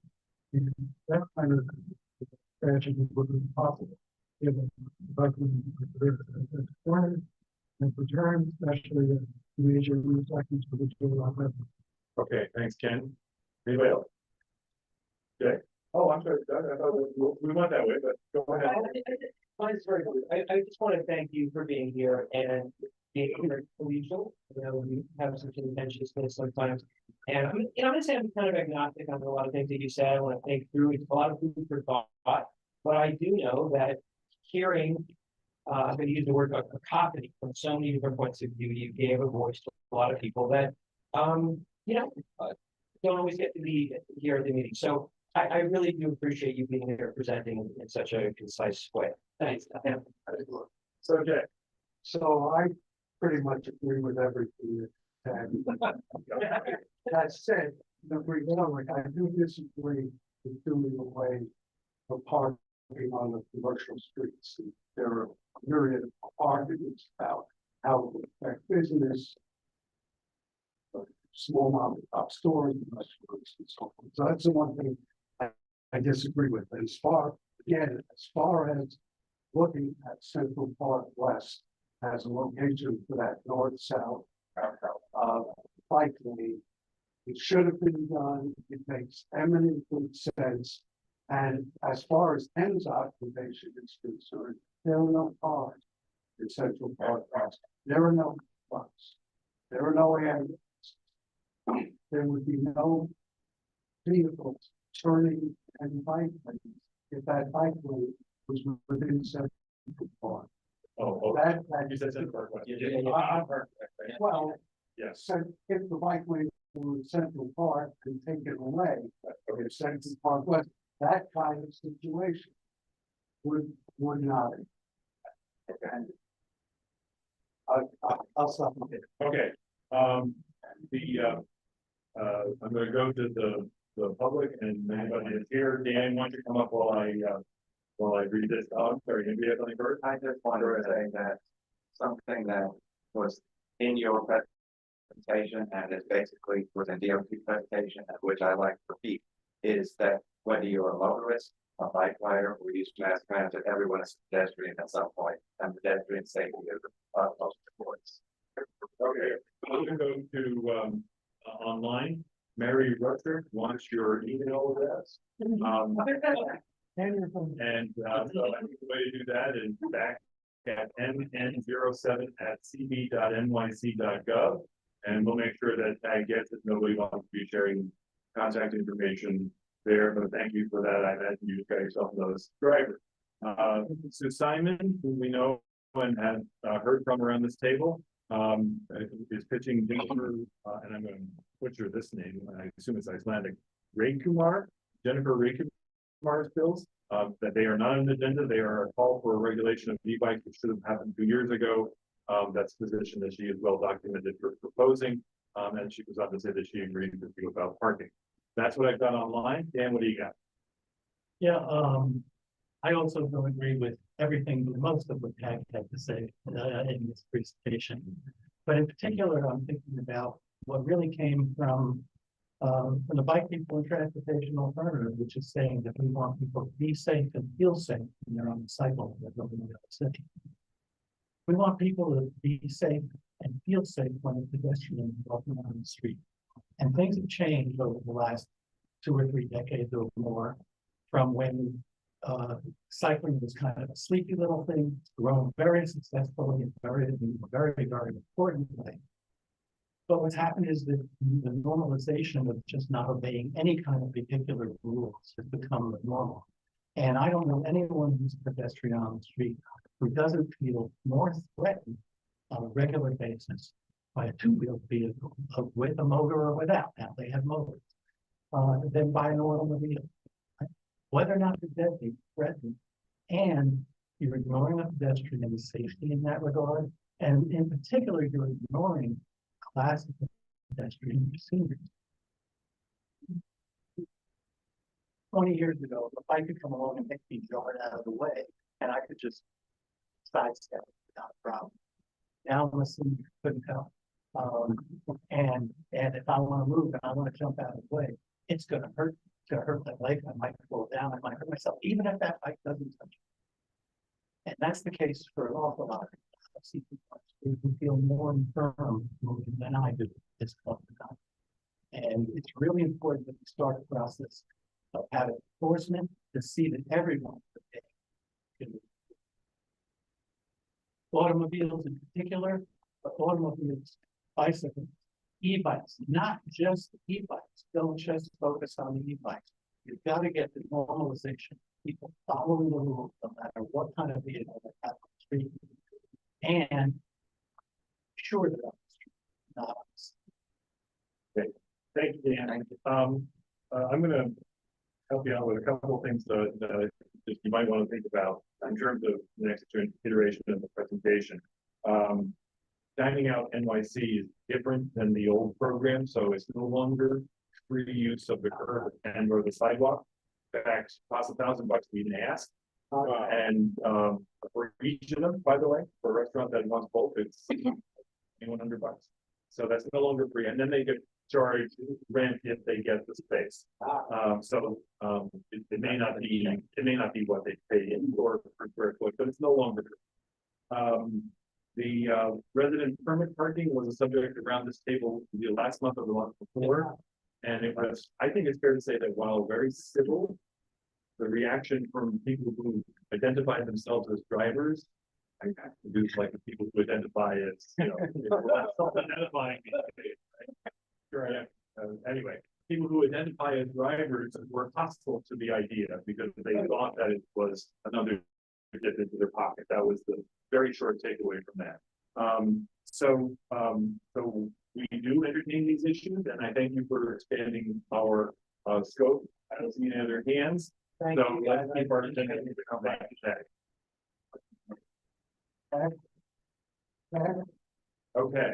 What's this next? Are we 96th Street Crosstown Bus? The 96th Street Crosstown Bus was brought to us last month or the month before. And it generated a lot of concern both around this table and in the community.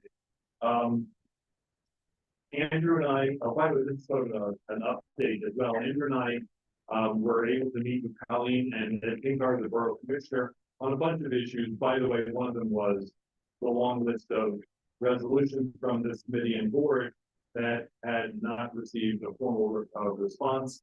And we went through some of them. I think the short answer is that some of them require money, and we ought to think about that in our district needs statement process, because when we call for a study, that's money. Today, I remember somebody saying building out some of these other safety improvements is a budget issue. But anyway, so one of the issues that was raised around this table about the 96th Street bus proposal was the no left turn at Amsterdam Avenue heading east, which would in turn force a left-hand turn either at Central Park West or at Broadway. And the left-hand turn at Broadway was all but outlawed in 2013, in part due to a study commissioned by this committee and implemented by Nelson Nygaard. That's where we got the daylighting at 97th Street, sadly too late for Cooper Stock, and how we, and also the signage and the what do they call that, that island with the bollards? I don't know what you call it. Well, it's not a refuge, at 95th Street and West End Avenue, where my friend was killed, that widens the turning radius. That wasn't there either, so I'm concerned about, so those are things that are implicated by the 96th Street Cross Down Bus program. So the Broadway, And the idea behind the no left turn for eastbound traffic at Amsterdam Avenue was to let the M96 proceed more easily westbound, whereas transit signal prioritization and doing something for the light at Amsterdam would do the exact same thing and not bring all of this traffic possibly to Central Park West, where the transverse is, where all the pedestrians are, or turning on Broadway, where there's a huge amount of pedestrians crossing to get to the station, subway station. So northbound from eastbound 96 onto northbound Amsterdam is 1100. I'm sorry. Okay, so the reason we're bringing this back, and then there's the issue about 96th Street and curb access, because if we build the bus lane, the bus only lane, there were two issues that were brought up, as I recall. One was it's already congested, so if you take a 2-lane throughput and turn it into a 1-lane throughput, reserving the second through lane for buses, that on a designated truck route, that we would have potentially have backup even all the way to the Henry Hudson. And that's the safety concern that has been raised. And then the other was curb access to delivery. So in effect, we'd be inviting truck deliveries to block the bus lane, because that would be the one closest to the parking lane and the curb. I guess the point of bringing this up and putting this on our agenda is to gather as many of the issues that we had with that presentation, good and bad, and try to figure out whether we have some comment we want to make before it gets implemented, or if we have solutions that they should consider. So that's, I guess, what that one is bringing it up tonight. Just to let you know that we did discuss this with the borough commissioner and Colleen. She was at the meeting as well. We made these statements that we just made, and we're awaiting a possible fix to these issues. I am quite sure that Community Board 8 will also have comments on many of the proposals for East 96th Street. Did we just lose Sue? So what happened?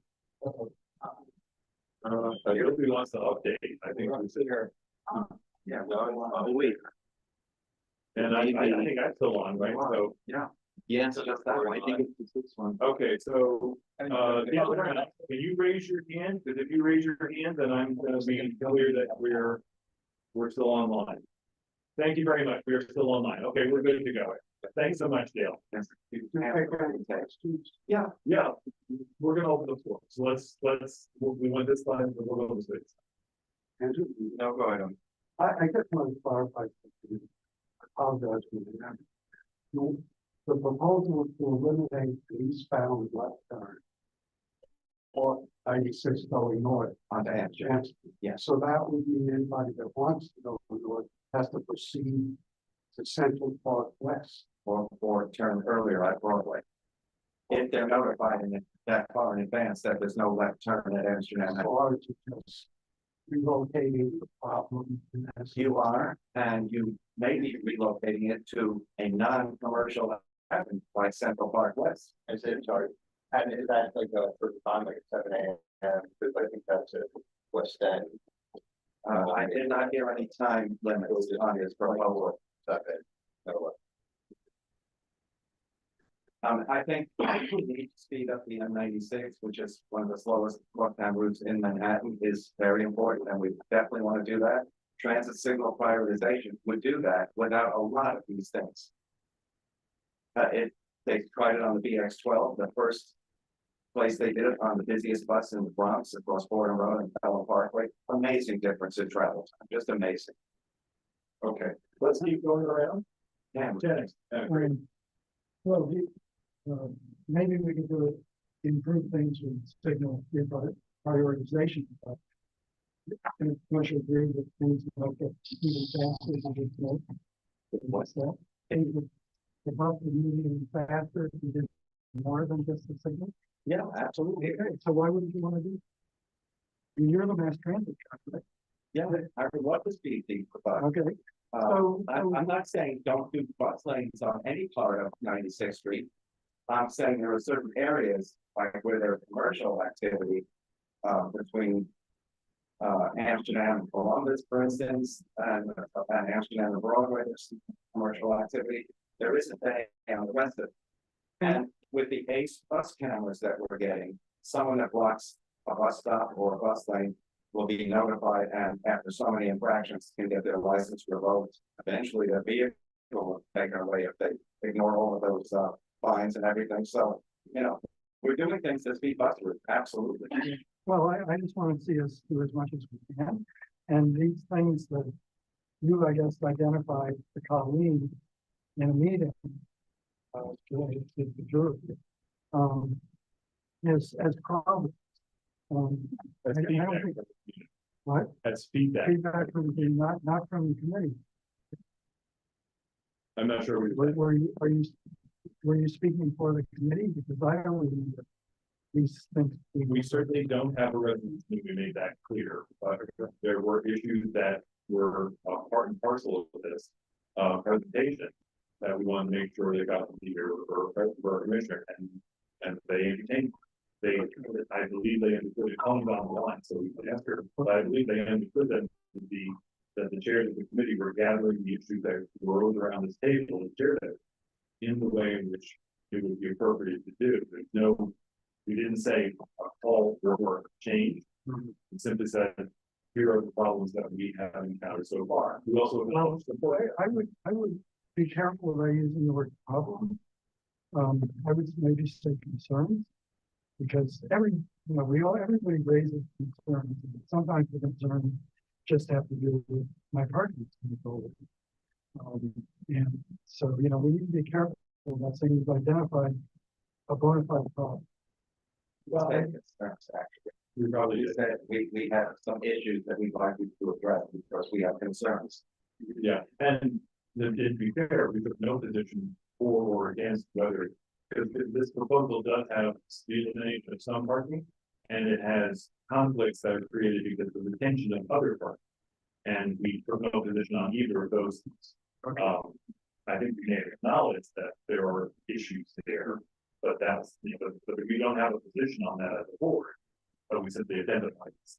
So my information, this committee member would be to leave it to the experts, the traffic engineers who know the traffic counts, and they know how many cars turn left, and everything else. Let them make the decisions. None of this is irrevocable. It can always be changed. I'm sure they would say that. And things can be tweaked and adjusted and reversed.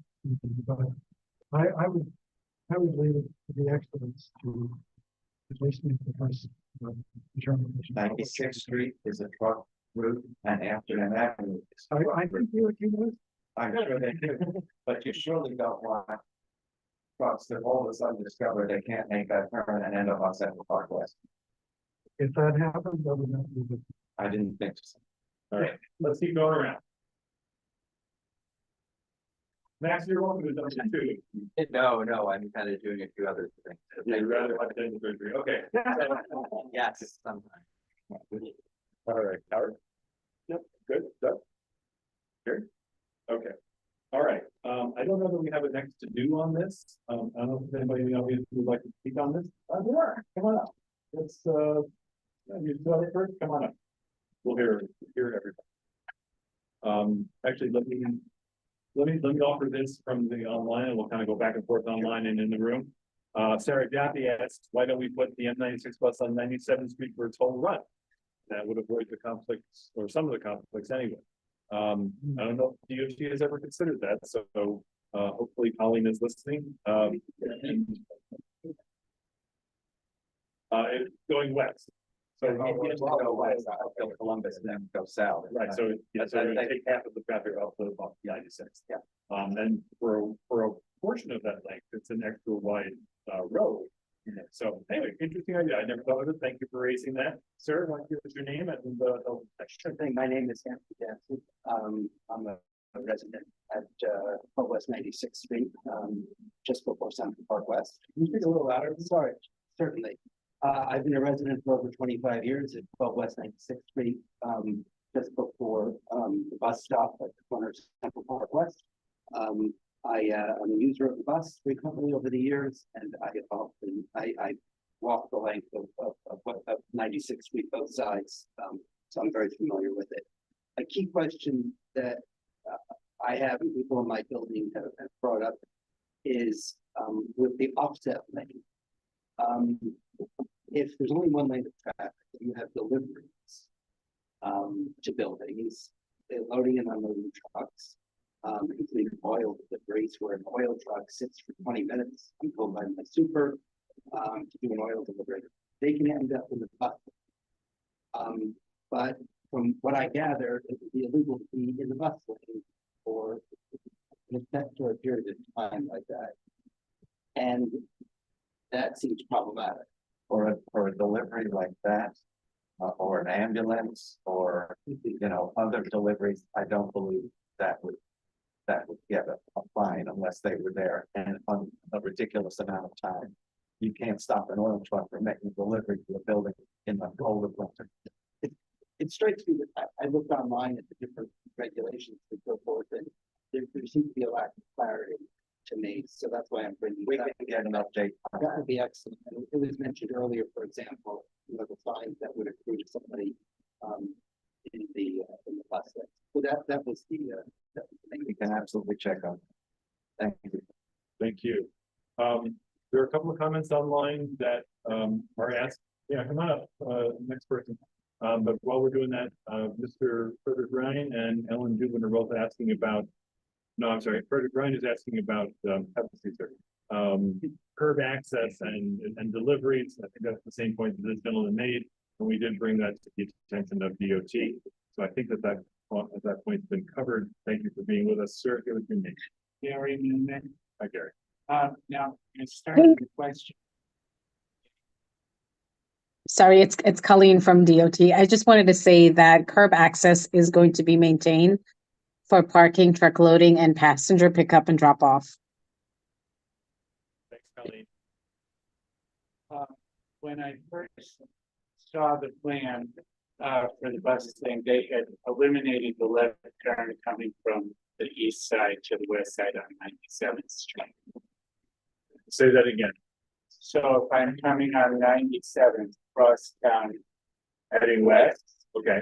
and you get to Central Park West, in the first suggestion, they were going to disallow cars from turning left. And so I'm wondering if there's still, because buses were turning. So they're just leaving that just for the buses. Yeah. Yeah. Yeah, I think. Colleen, is that right? I think that it sounds. I do remember that, but I might be misremembering. Colleen, can you help us with that? I'm sorry, can you repeat the question? I didn't hear you. What was the question? Proposal ban the non-bus turning left at Central Park West coming out of the transfers. Westbound. I seem to recall it in order to give that lane exclusively to the turning bus. Yeah, that's correct. Yeah. So that's clarified. Now start with your. How will I get to my house? I live on 97 West 96. And you can't turn left. They've eliminated uptown left turn now. So where are we supposed to go? Go all the way over to Amsterdam, go all the way up to 103rd, Prospect over and come down. So, I mean, I don't understand that. We can't get to our buildings, all of us on Central Park. You have to go to Columbus and then go south on Columbus to, maybe 94th Street and then go to Central Park. You don't know it. Yeah, exactly. You can't. It's a big. Yes. All right, we get.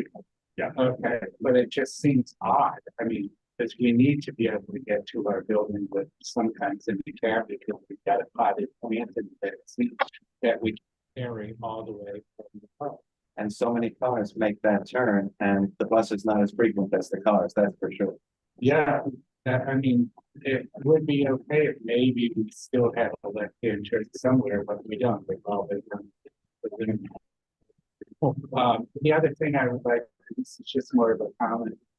96th Street between Central Park West and Columbus is very residential. There's no commercial whatsoever, so it seems it should, I don't know, get a little bit of deference from, I think, because it is so residential.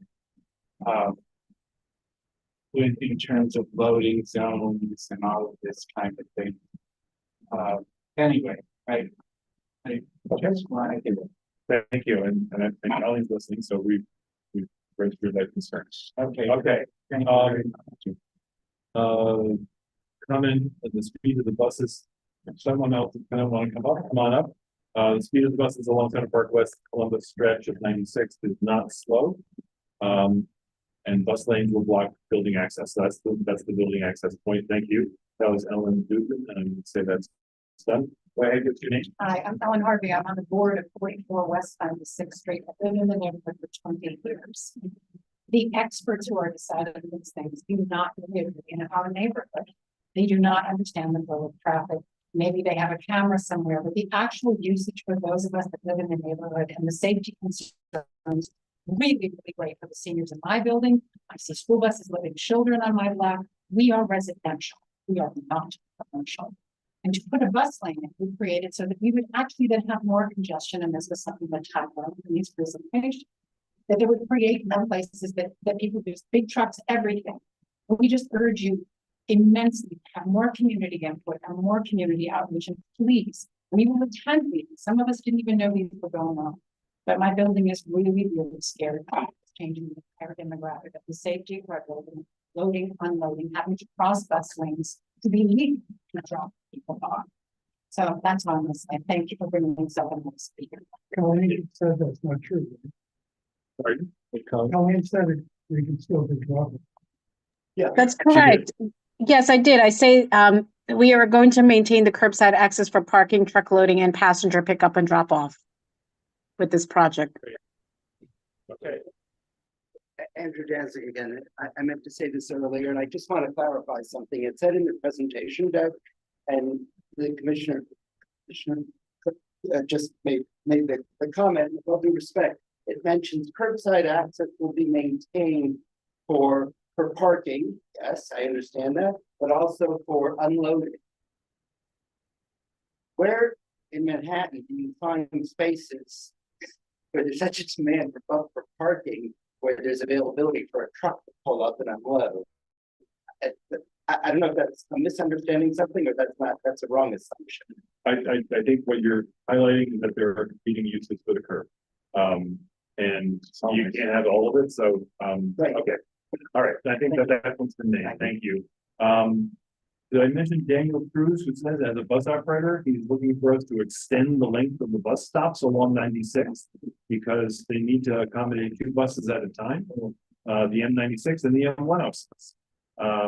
And they often have to wait to have the bus go through because only one at a time can fit the bus stop. They shouldn't be scheduled so that they're together. However, it does happen. So thank you for bringing that to our attention, and we've now brought the attention of Colleen, our liaison. Is there anybody else in the room? Yes, sir. Please come on up.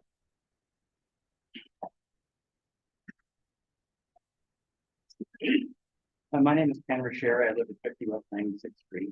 And in addition to the point Pico made, I want to make the point to actually challenge the premise that a bus lane is needed on the 2 residential streets. And by that, I'm saying Amsterdam to Columbus and Columbus to Central Park. If you look at DOT's study, and if you're there, I've been resident, traffic actually flows on these streets. It actually works. The two lanes that now vehicles can exit either onto Central Park West or over to the east side work to drain that street almost all the time. When you limit it to one vehicular throughput, it's going to be like it is when there's a street fair, right? and traffic is gonna be backed up to, Amsterdam, some of the big ones in Amsterdam. I'm not sure, but the point is, if you look at the DOT study, I would encourage this committee to look at page 10 and page 12 of the DOT presentation.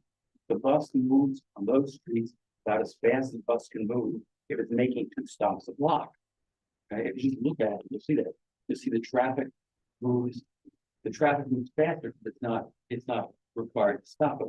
You're not going to add any bus stop. You're not going to add any bus time. It's a practical matter. And it's a residential street, and with all respect to the lady at the DOT, if cars are parked on the curbs, like you say, are all the time, the only place to unload is going to be in the bus lane, which will make all of this like totally illegal all the time. And I'm not sure what to do with it. Okay, thank you. I'm gonna go to some online comments.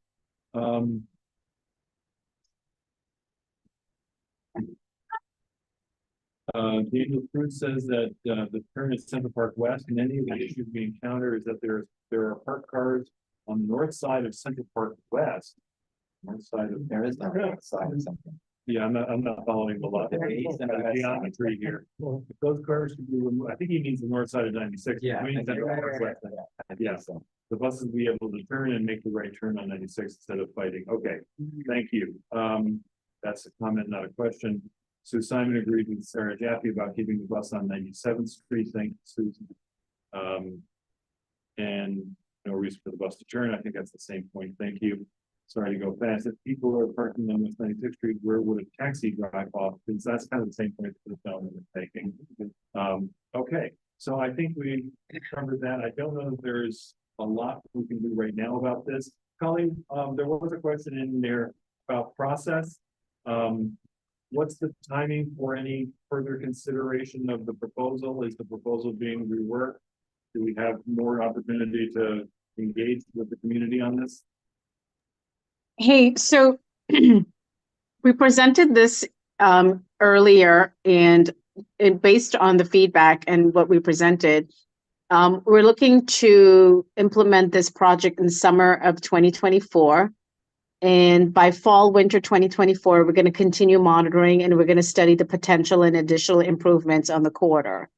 So if the CB sends us a resolution, we'll definitely take into consideration the comments that you provide us in those in the resolution. But in terms of implementation, it's going to be summer of this year. Okay, thanks. That's the answer to my question. I don't know that we have a consensus around this table right now about a resolution. What would resolution even say? Well, it could address particular parts of the proposal that we've had identified to us by the community, both tonight and previous, and some of a couple of other things. There's a previous, as I wasn't a member of the committee at the time, but for several years, this committee had been entertaining the idea that the exit from the Henry Hudson Parkway, when you're going south, should include the opportunity to exit onto 96th instead of 95th. I think you know that now you go under, around, and up, and your only option is to go to 95th, which is a narrower street. It is not a truck route, it is not a commercial throughput street, and it only goes as far as Amsterdam, and then you have to turn and zigzag and so forth. So I remember Andrew speaking about this with some frequency. Obviously, if you cut 96th Street down to a single through lane, it would be folly to even propose that, which we've been talking about all that time. So there are a number of things that have been raised around this table that appear to have implications for proposal as it was made. The conflict with the previous work done by this board at Broadway and by reason of the Amsterdam turn, the curb access, the inability to effect the change from the Henry Hudson, and the existence of an alternative to expedite the bus through TSP. Those would be the elements that we would that would form the part of a resolution, but I don't know that we are ready to do that. So sounds like we got it. Yeah. So I guess that's, Have another transportation. I know, that's the problem. It's happening over summer. Yeah, it's now or never kind of thing. Yeah. So Kelly said they're gonna be monitoring it and making changes. Yeah. We can always revisit, see how it's working in the fall. I guess we have no choice but to do that, but I think that does seem a little unsatisfying when. Colleen, are you there on still, correct? We would continue to monitor the improvements along the corridor. That's what we'll do in the fall and winter. And I'm sure we will share that our feedback with the community board will come back. Colleen, where do you anticipate having signage for eastbound traffic on 96th Street to alert them that there would be no left turn onto Amsterdam Avenue? So Andrew, we're working with our borough engineer along the corridor to implement those signs. We recently had an implementation meeting with all of the units. So in terms of a specific timeline, I can let the community board know in advance of when those signs will go up. And where they will be. Yes, of course. Thank you. Why is there no left turn on West on Central Broadway going north of 96th Street? And why wasn't it back up for 2 weeks? Someone garbage bags around the sides so that north of it. Such a problem. Yeah. You're gonna have to, come on up. Colleen, there's a question from a constituent having to do with the current condition. Hi, I'm Kevin Adler. I live at 6 West 96th Street. Why is there no left turn permitted at all going north and Central Northwest onto 96th Street? And about a week ago or so, they were bagged up and hidden so that you could make a left turn, and then they were taken down.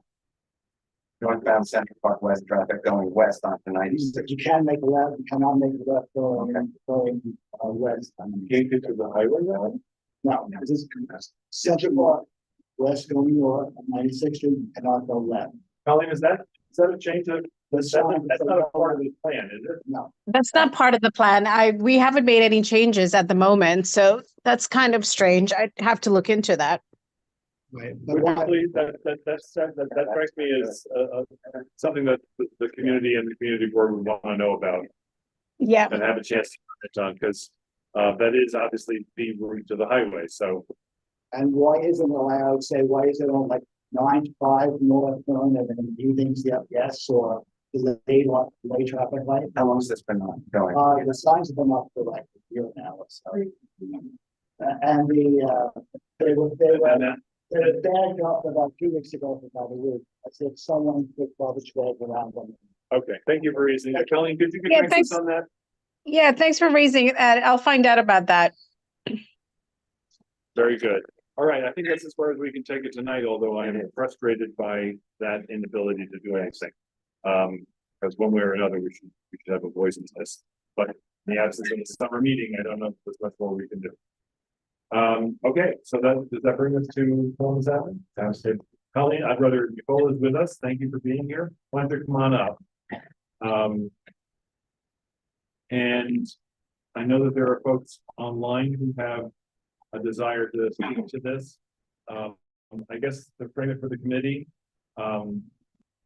we are at the beginning of, is it the 4th season of the open street, which begins at, well, for me, it begins at 77th Street and it goes down to 68. Okay, I walked all but one block of it on Sunday. And then there have been a number of concerns. I know that you highlighted some of them to our elected officials.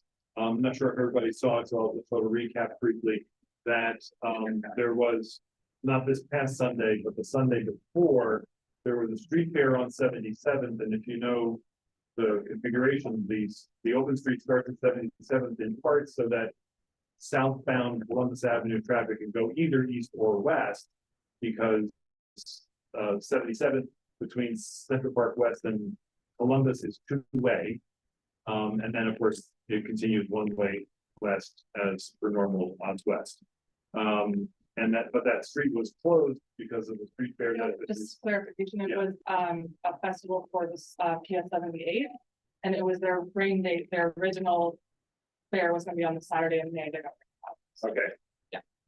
Interesting that the rain date was a Sunday. Yeah. Not a Saturday. Back when I was a PTA president at PSA7, the rain date was the next day. Because otherwise all the tomatoes would spoil for the hot dogs, and hamburgers. Anyway, okay, and then, that is the corner, that corner where the turn occurs is the corner where there's a farmer's market. And sometimes that farmer's market turns the corner, It did when the museum was under construction. and it's back, it turns the corner again. Yeah, it went to only Columbus Avenue for a while, Mhm. and now it's back to going around the corner. I was surprised, but that's what it's doing. And there's also, I'm gonna call it Green Flea, the flea market in the yard of, I still call it 44 complex, like a Shea complex. They call it. Grand Bazaar. Yeah, Grand Bazaar, okay. And there's been a lot of comment from the community about this. There are those who think that, you know, there's a great deal of support for Open Streets as a program. There are concerns about traffic management. Why don't you speak for a second about some of the things that the bid has been paying for and organizing in terms of trying to manage some of this. Let's make sure that we have a clear, open Yeah, idea to talk about what's going on. So after the first year of the program, based on feedback from mostly people north of Open Streets, that it was unsafe and the traffic was too bad, we contracted with Sam Schwartz Pedestrian Management company. They're experts in traffic and pedestrian management, and we had 3 traffic guards at all times during the 2022 season. After that, we realized we wanted to up it a little bit more because during the 2023 season last year, the museum's builder center had opened. So we got more foot traffic and we wanted to have another traffic guard so that a guard could be at 79 Columbus. So that's what we're also doing this year. It's quite expensive, but we understand that it's a necessary cost for us to make the program work. So we have at all times 4 traffic guards. Since last year, the 4th guard is now a supervisor, so they can redirect the staff. Say there is a backup down towards Central Park West, they can have someone go down there to try to get the traffic moving. So there's a little bit more flexibility and expertise, I guess, to keep things moving. Yeah. Where are the traffic? First of all, I never knew that Sam Schwartz had this capacity. Yeah, so they thank have you a for whole- very negative. Yeah. Where are they stationed, or where do they do their work? They start out at 2 to 3, depending on what they decide that day, at 77th and Columbus, and then 1 or 2 at 79th and Columbus. And what do they do at 79? They're help pedestrians cross and help the flow of traffic if it does get backed up, right? Okay. If it's fine. And of course, the other question right out of my head. Talk a little bit about the use of the open street once you get onto it. What's been the experience that you've seen in terms of the volume of users and what kind of uses there Yeah. are? Because I walked there at 12:30 on one day, so that's not Right. hardly a representative sample. I didn't see a lot of people sitting at Asset or at any of the restaurants. Yeah, not to cut you off, if it was 12:30, Asset had just opened and Parla had just opened, so they're sort of getting set up. But basically, we start from, I'll just run through the spiel. Our open street is fully open and closed to car traffic from 11 to 7, and we have an hour on either end to set up. So starting at 10 a.m. or 10:15, if it's the weather's a little off or whatnot, we start at 77, put the barricades out with my staff. I'm there all times. Every minute open street is open, I am there. We start moving down methodically, as this is southbound, to close off Columbus to traffic. Then we start setting up the tables, the chairs, those are all provided by us, and set up by us and managed by us, game, chalk, things like that. We have music, outdoor dining, we've had bigger sort of community like events. This past weekend we had a brass band, and we partnered with 2 booths to provide free pizza, and it's sort of like a Mardi Gras in June. we've had a circus from a local neighbor who's trying to get a public circus, in New York out there. We've had, a fashion show featuring local, Columbus Avenue businesses. We have a subscription to Placer, which is, sort of, pedestrian data. We found that every Sunday this year, we've had posted over 27,000 visitors throughout the Sunday. It's a lot happening. It's a big mix. Some blocks are quieter than others at different times, but there's a lot happening. Okay. The Placer, okay. Yeah. Does that measure only foot traffic in the open street itself as opposed to what's on the sidewalk? No, it includes the sidewalk. Okay. Because we sort of feel that that's part of the open streets and that's where our businesses are, and we want the people to be using all of that. I was surprised to see that there are vendors, but they are on the sidewalk. Those are illegal vendors. Oh, okay. Yeah. Those are not sanctioned by open streets or anything to do with open streets. They are there where they're not.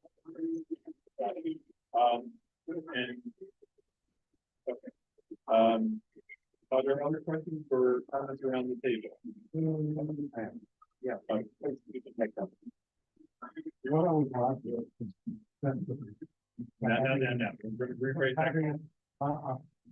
Excuse me, I can ask a question. We're going to be respectful. What is the necessity for having an open street on an avenue, having within one block of probably the nicest park in the world? By inconvenience, so many people have so many problems. Traffic hits them, the people, I've walked on block when there are bands playing, which just, and it's all residential above the commercial space. Why should those people have to put up with? What's the rationale? Well, I mean, we never said it was a necessity. We're trying to provide a benefit to the community, and we know that people are inconvenienced, but we also hear from hundreds and hundreds and hundreds of people every Sunday that they love it, that it's offering something that a park can't, that their kids can learn to ride the bike. I don't know like what I guess I didn't really realize that I was answering. I don't know like what, are we just answering questions that I can answer questions on open streets all day? I just not sure what the purpose of the round table is, I guess. Well, we're trying to understand. Okay. There's no resolution on the table, right? Okay. Yeah. Is there? No. But there are community concerns, and we want to make sure that we air the whole point, including the benefits that, and we haven't talked a lot about the benefits to the commercial enterprises, but I want to make sure that because that's something that you uniquely hear, I would think, and to be fair about it. So we're going to go around the table, and I believe there are one or two folks. Well, maybe we lost them.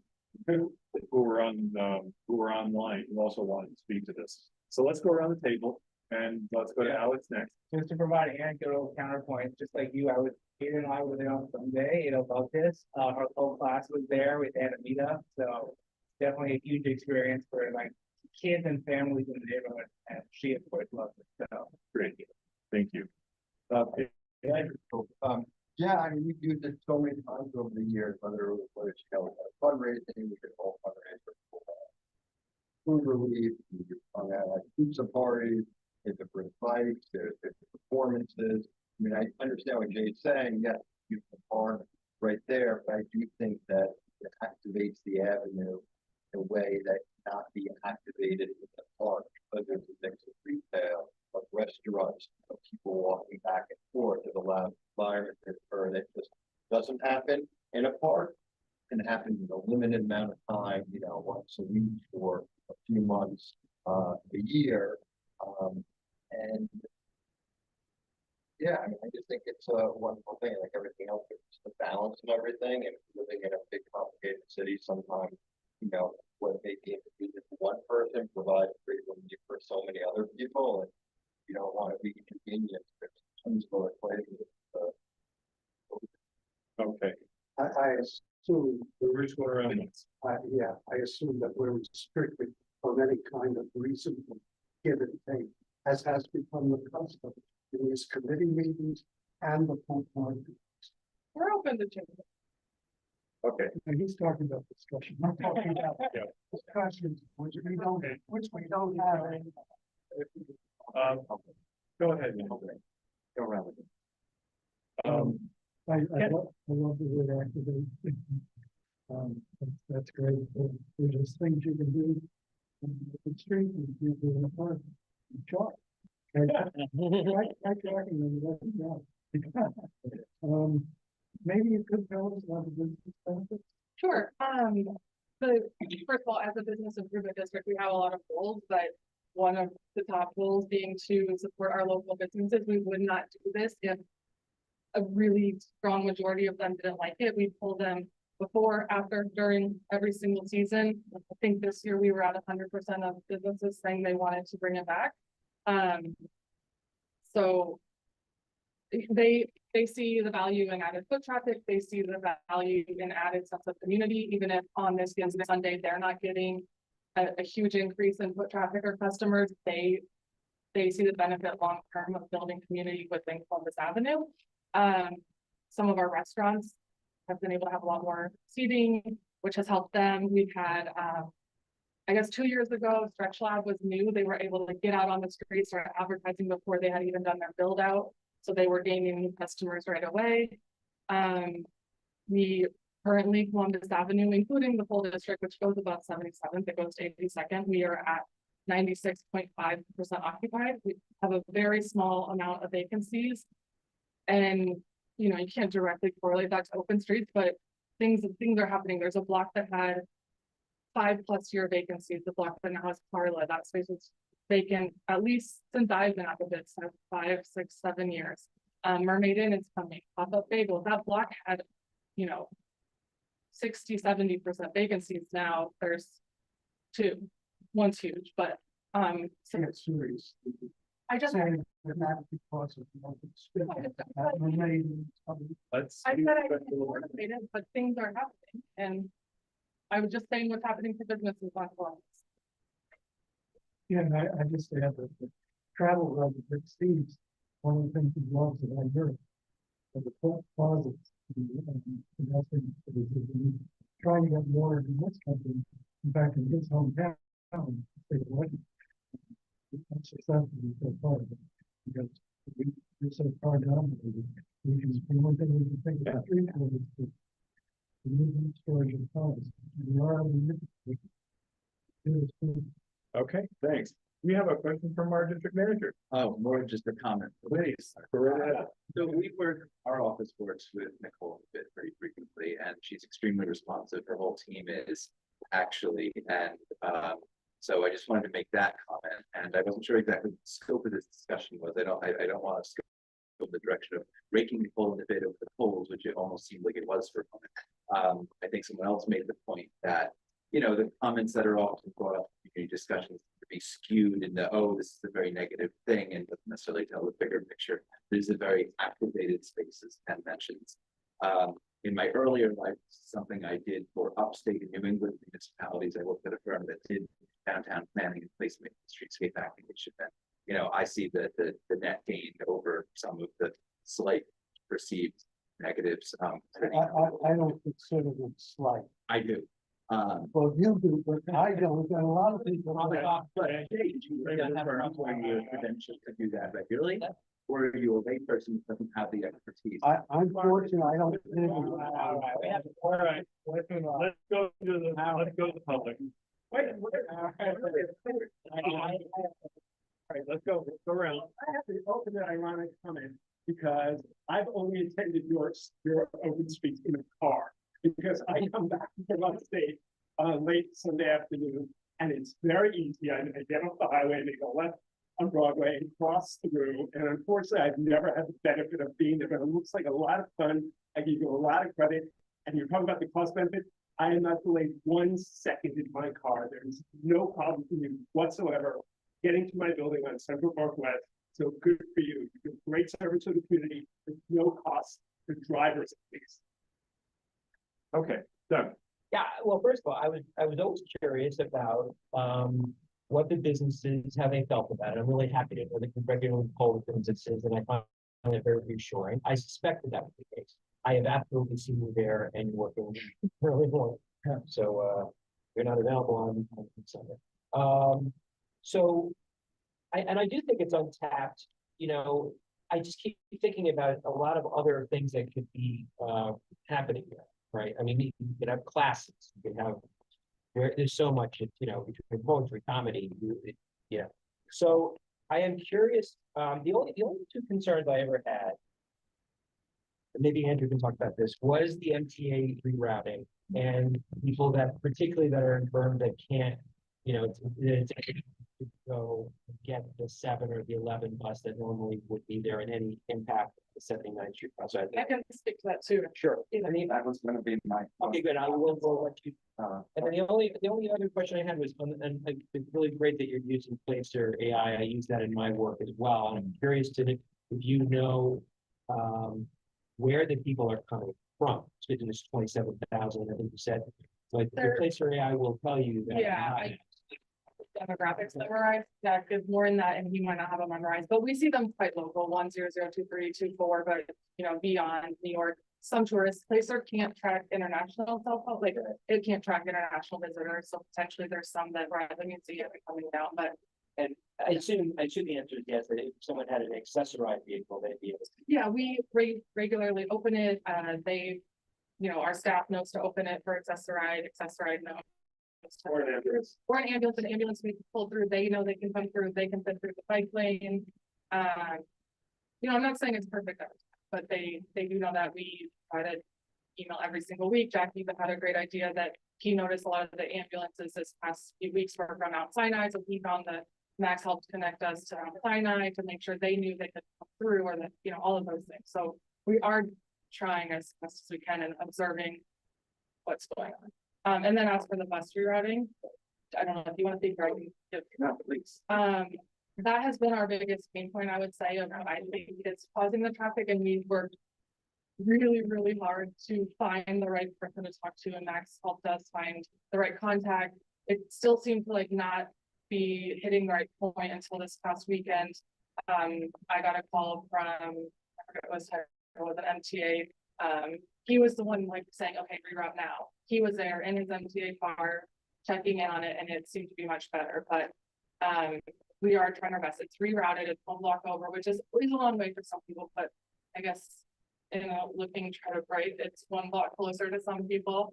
I don't know. Senior or disabled, that's a long block to Yeah. the Central Southwest. It really is. Right. And I guess the question that many of us have, I think this is a nice thing that you're doing.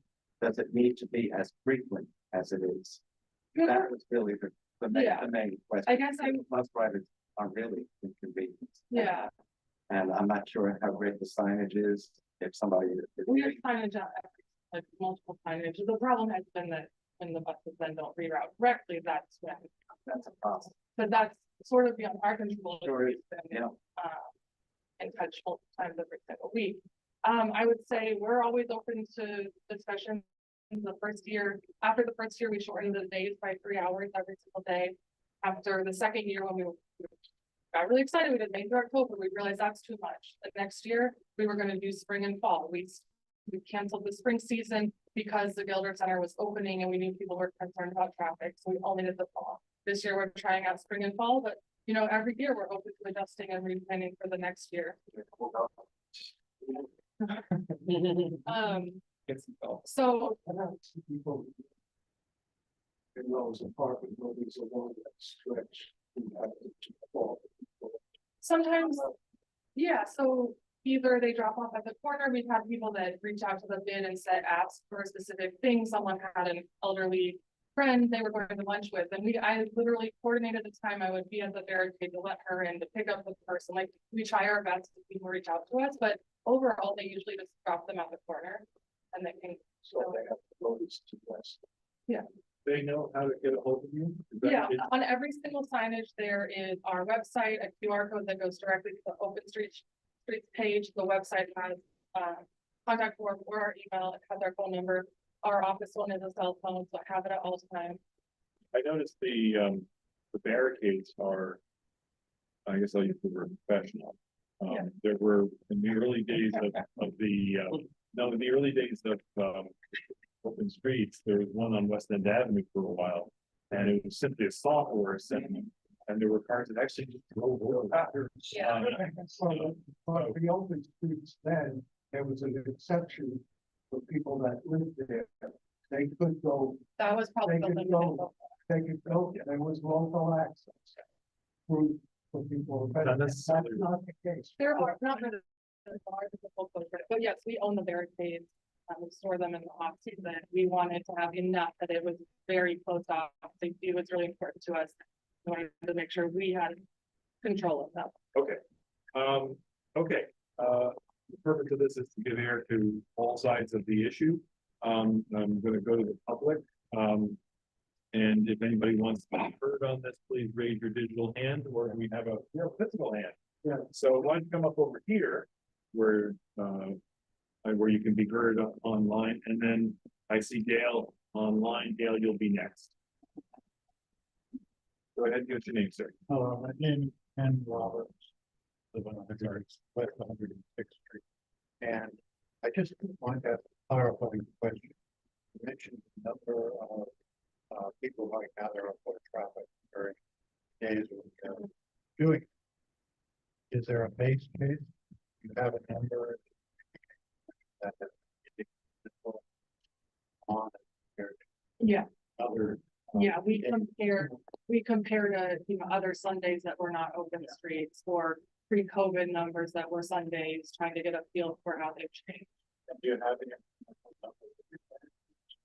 I think I do.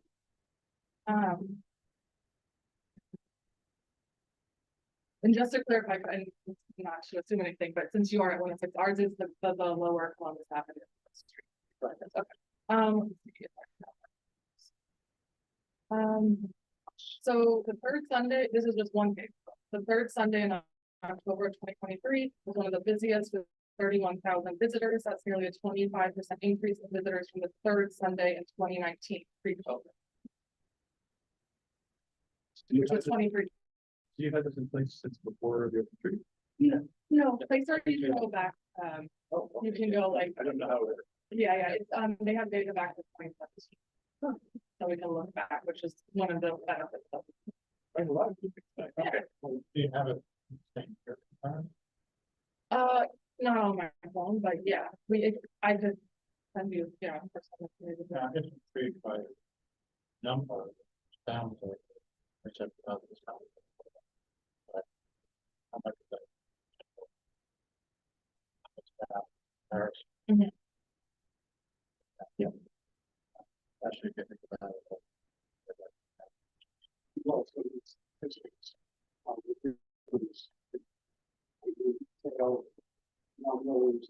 rest and stuff, whether the industry people translated kids coming in cars, that kind of stuff. Okay, so we're gonna go to Dale, from the West 79th Street Block Association. When I leave your way. Hi, Dale. No. That wasn't Dale. I know.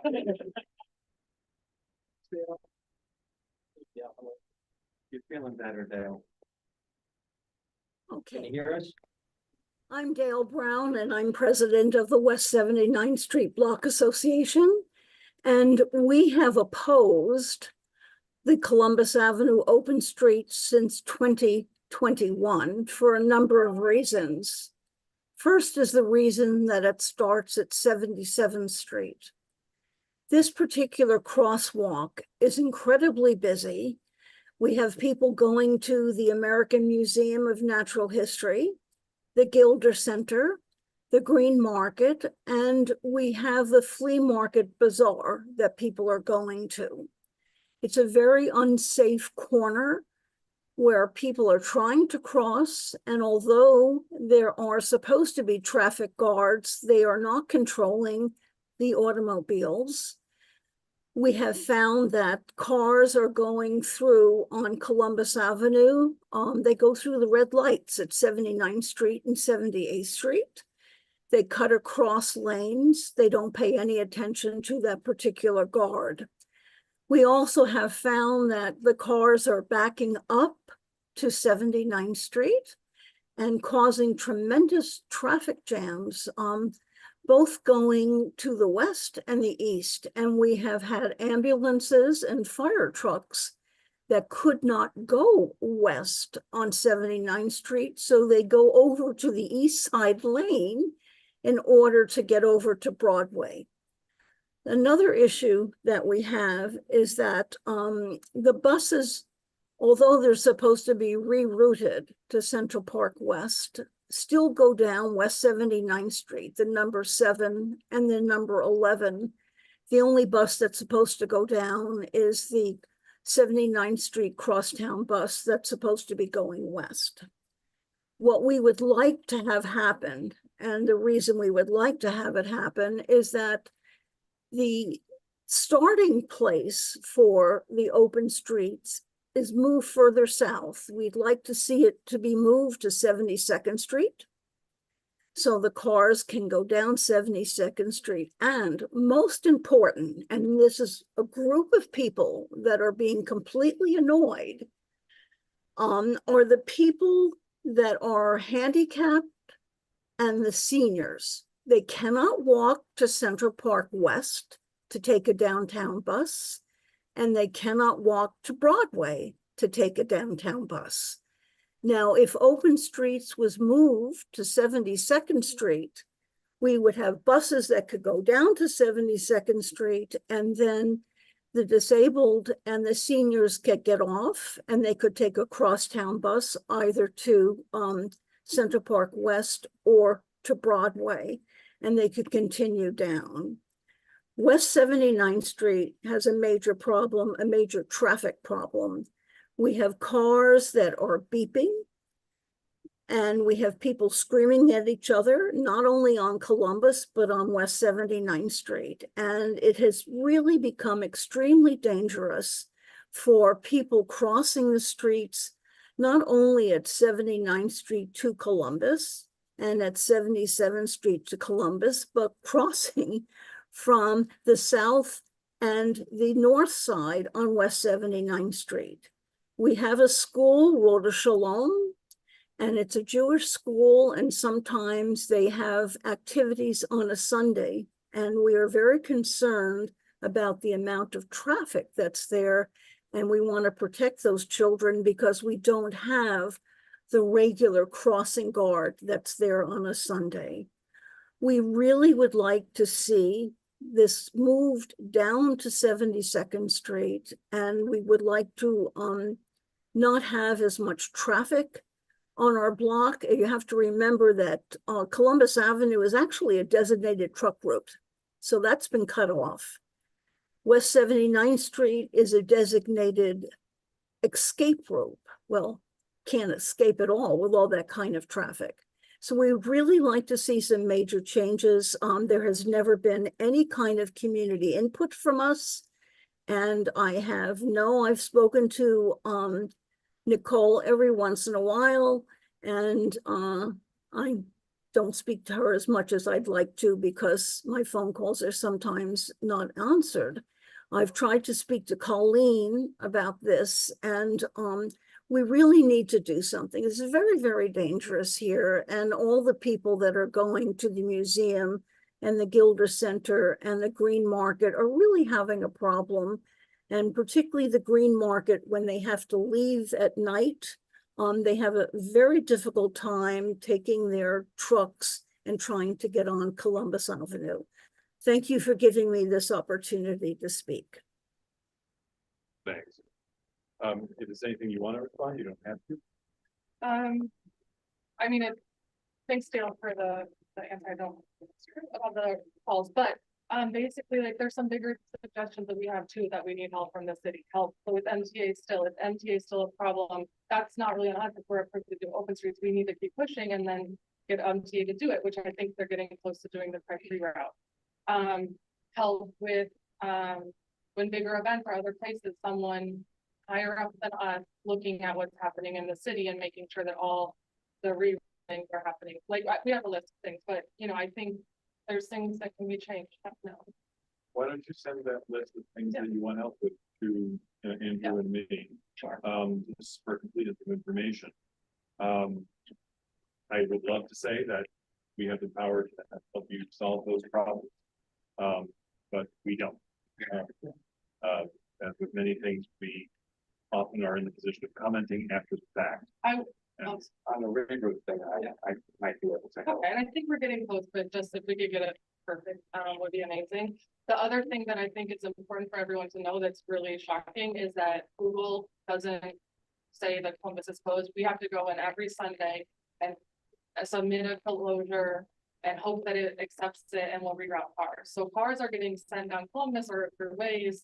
And so like if we could get something like that changed, which we've been advocating to a lot of people and Google for weekend subway trips either because they frequently don't have the but GO. people do, I guess. So that's just another thing that we've been trying to resolve. So not meaning to, and some of the phrase grateful with both, not my point at all, but whose job would that be? How does that happen? And it's great that you take it upon yourself to do it, but is there a process where that should happen that isn't? I don't think so, because we've spoken to a lot of, like Kyle at DOT has really tried to help us, and there's some breakdown at Google that they're not. I don't know, I don't know the ins and outs. Oh, sure. Different. Okay. So it seems to work a little bit once we enter it ourselves. Yeah, okay, and at the end of the day, you don't make the decision about where this starts, DOT does, right? Oh, you make the application. We made the application. There's only really two options, and one to us isn't really an option, but it has. Okay, our district goes from 67th to 82nd. It can't be anywhere above the museum in the half history because we have to close down a side street, etc. It needs to have two-way street, 77, 77. If we get down to 72nd, it's like 4 blocks, and at that point, the program's not going to benefit enough of our district, and that's just okay. That's how the decision came to be 77. Okay, I see a hand from Carl Mahaney, and he may very well have the last word on it. The gentleman on the. Oh, You have your hand up? Oh, yeah, come on up if you want to speak, because you got to be close to the mic. And Carl, you'll be next. Thanks. Please give us your name. Hi, I'm Sam Golden Gardner, and sorry if this is like 100% transportation related, but I'm like the previous commenter from the north 108th Street, and we have a open streets on Amsterdam there, which is always sort of dead, quiet, no people. You know, it's a good idea, but not much happening. And I have to be biking by your open streets on Sunday, my son, and went at a great time. It's amazing, so much stuff, so many people, so many activities. So you could talk to those guys and be like, hey, you know, where did you think it's whatever you're doing is working. And that would be great to have. I guess their name might be Heather. No. It's all about capacity. It's a lot of work and everything, but yeah. So what you're doing is working very well. They're teach them to be helpful. Thank you so much. So I think I lost Carl Mahaney. I'm not sure what happened. Sorry, Carl. Hope you can come back. Oh, you are there. Oh, okay, great. I'm going to quick jump in, and there's a question from Sue Simon. Why are e-bikes allowed on a closed street? Are they? No, so bike, so we have to maintain a bike access. We just keep our normal bike lane. And then with everything, any normal day, open streets or not, people are saying e-bikes are in places they're not supposed to be. So e-bikes sometimes end up in a place on open streets there, but they are supposed to use the bike. Okay, all right, so that's not, so in effect, that's not you, that's enforcement. Yeah. Okay, fair enough. So thank you for that question. That was answered live. Carl, you're up. Thank you so much. I'll be super brief. I just wanted to, I think in settings like this, it can sometimes give the impression that an asset like the open street is felt broadly negatively in the community, and I just don't think that's the case. Every time I'm on the open street, I see just a lot of joy, a lot of people really engaging with each other, engaging with the businesses, and I know that Nicole and her team work super hard to make this work. We've heard tonight all of the sort of hoops that they jump through to really make this successful for everyone. And I think it's just it's a fabulous asset that the Upper West Side is really fortunate to have. And I wanted to raise a positive voice and show unequivocal support for the open street. I think it's a great resource for the neighborhood. Okay, thanks, Carl. Echoing Carl is KB online who says that has been helping local businesses and the bands aren't playing all day. I'm not, that was referring to something earlier, I guess. Okay. Yeah, okay, I did that right. Okay. And it looks like Steve Anderson is with us. Hi, Steve. Well, hello, Mark. Hello, neighbors. You know, 3 quick points. It's too late to get too much detail to be taken seriously here. The first thing is this. These discussions should be happening before the authorization to move forward under the terms that are being done. We shouldn't be told, here's what's happening. We should be engaged in discussing what ought to be happening in our community. And if DOT has not done what they probably ought to do, then we need our community board to step up. We need your help to tell DOT we want to be in a dialogue about what's right for our community. Of course, it's very important to us that the retail climate is positive. We want to support the restaurants. That's not about any negative feeling about that. And we understand the bid's job is that. But what is happening at 77th and Columbus is a hot mess, and it is dangerous. And are we going to sit here and wait for there to be some terrible event and then say, I guess we should have fixed it when we heard about it for years? Go out there and look and see most Sundays what's going on. People are dodging cars, okay? Those people directing traffic are not cops. People listen to cops a lot more than they listen to people who are out there as traffic wardens, as they used to be called. It's crazy to allow this to continue. It's too much, it's too long, and it's too many. It is time to review this and think about what is the best way to move forward for our community. Of course, the people of 81st Street, the block association I lead, are incredibly impacted. It's not just 77, it pushes all the way up Columbus for hours and hours and hours and creates tremendous confusion. We will send you a few dozen pictures lest you think this is an exaggeration. Community board members, we need your help. DOT has got to do a better job. It's not up to the bid, who is the sponsor. They can't be responsible for all this. That's not their role. That's not their challenge. They should be able to operate this in a way that they feel benefits their constituency and our community. Again, it's just too much for too long, and shame on us if we don't do something after we've seen what is going on there. Thank you so much. I apologize for blabbering on too long. Thank you all. So I'm going to wrap this up. Yeah, I am going to wrap this. We actually have one more item on the agenda.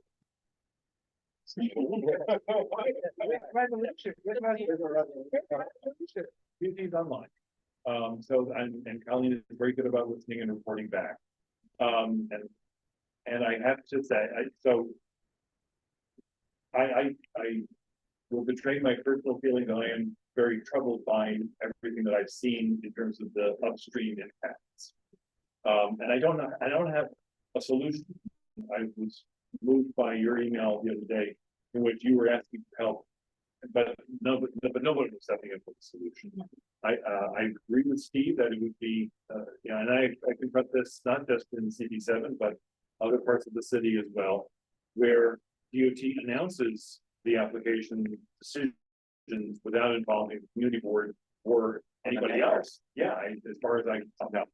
That's a process that on the one hand, given the number of these things, I get it, that they have to hire a whole other staff in addition to the whole other staff they're going to have to hire to inspect outdoor dining and whatever else, and they're stretched very thin. I get it.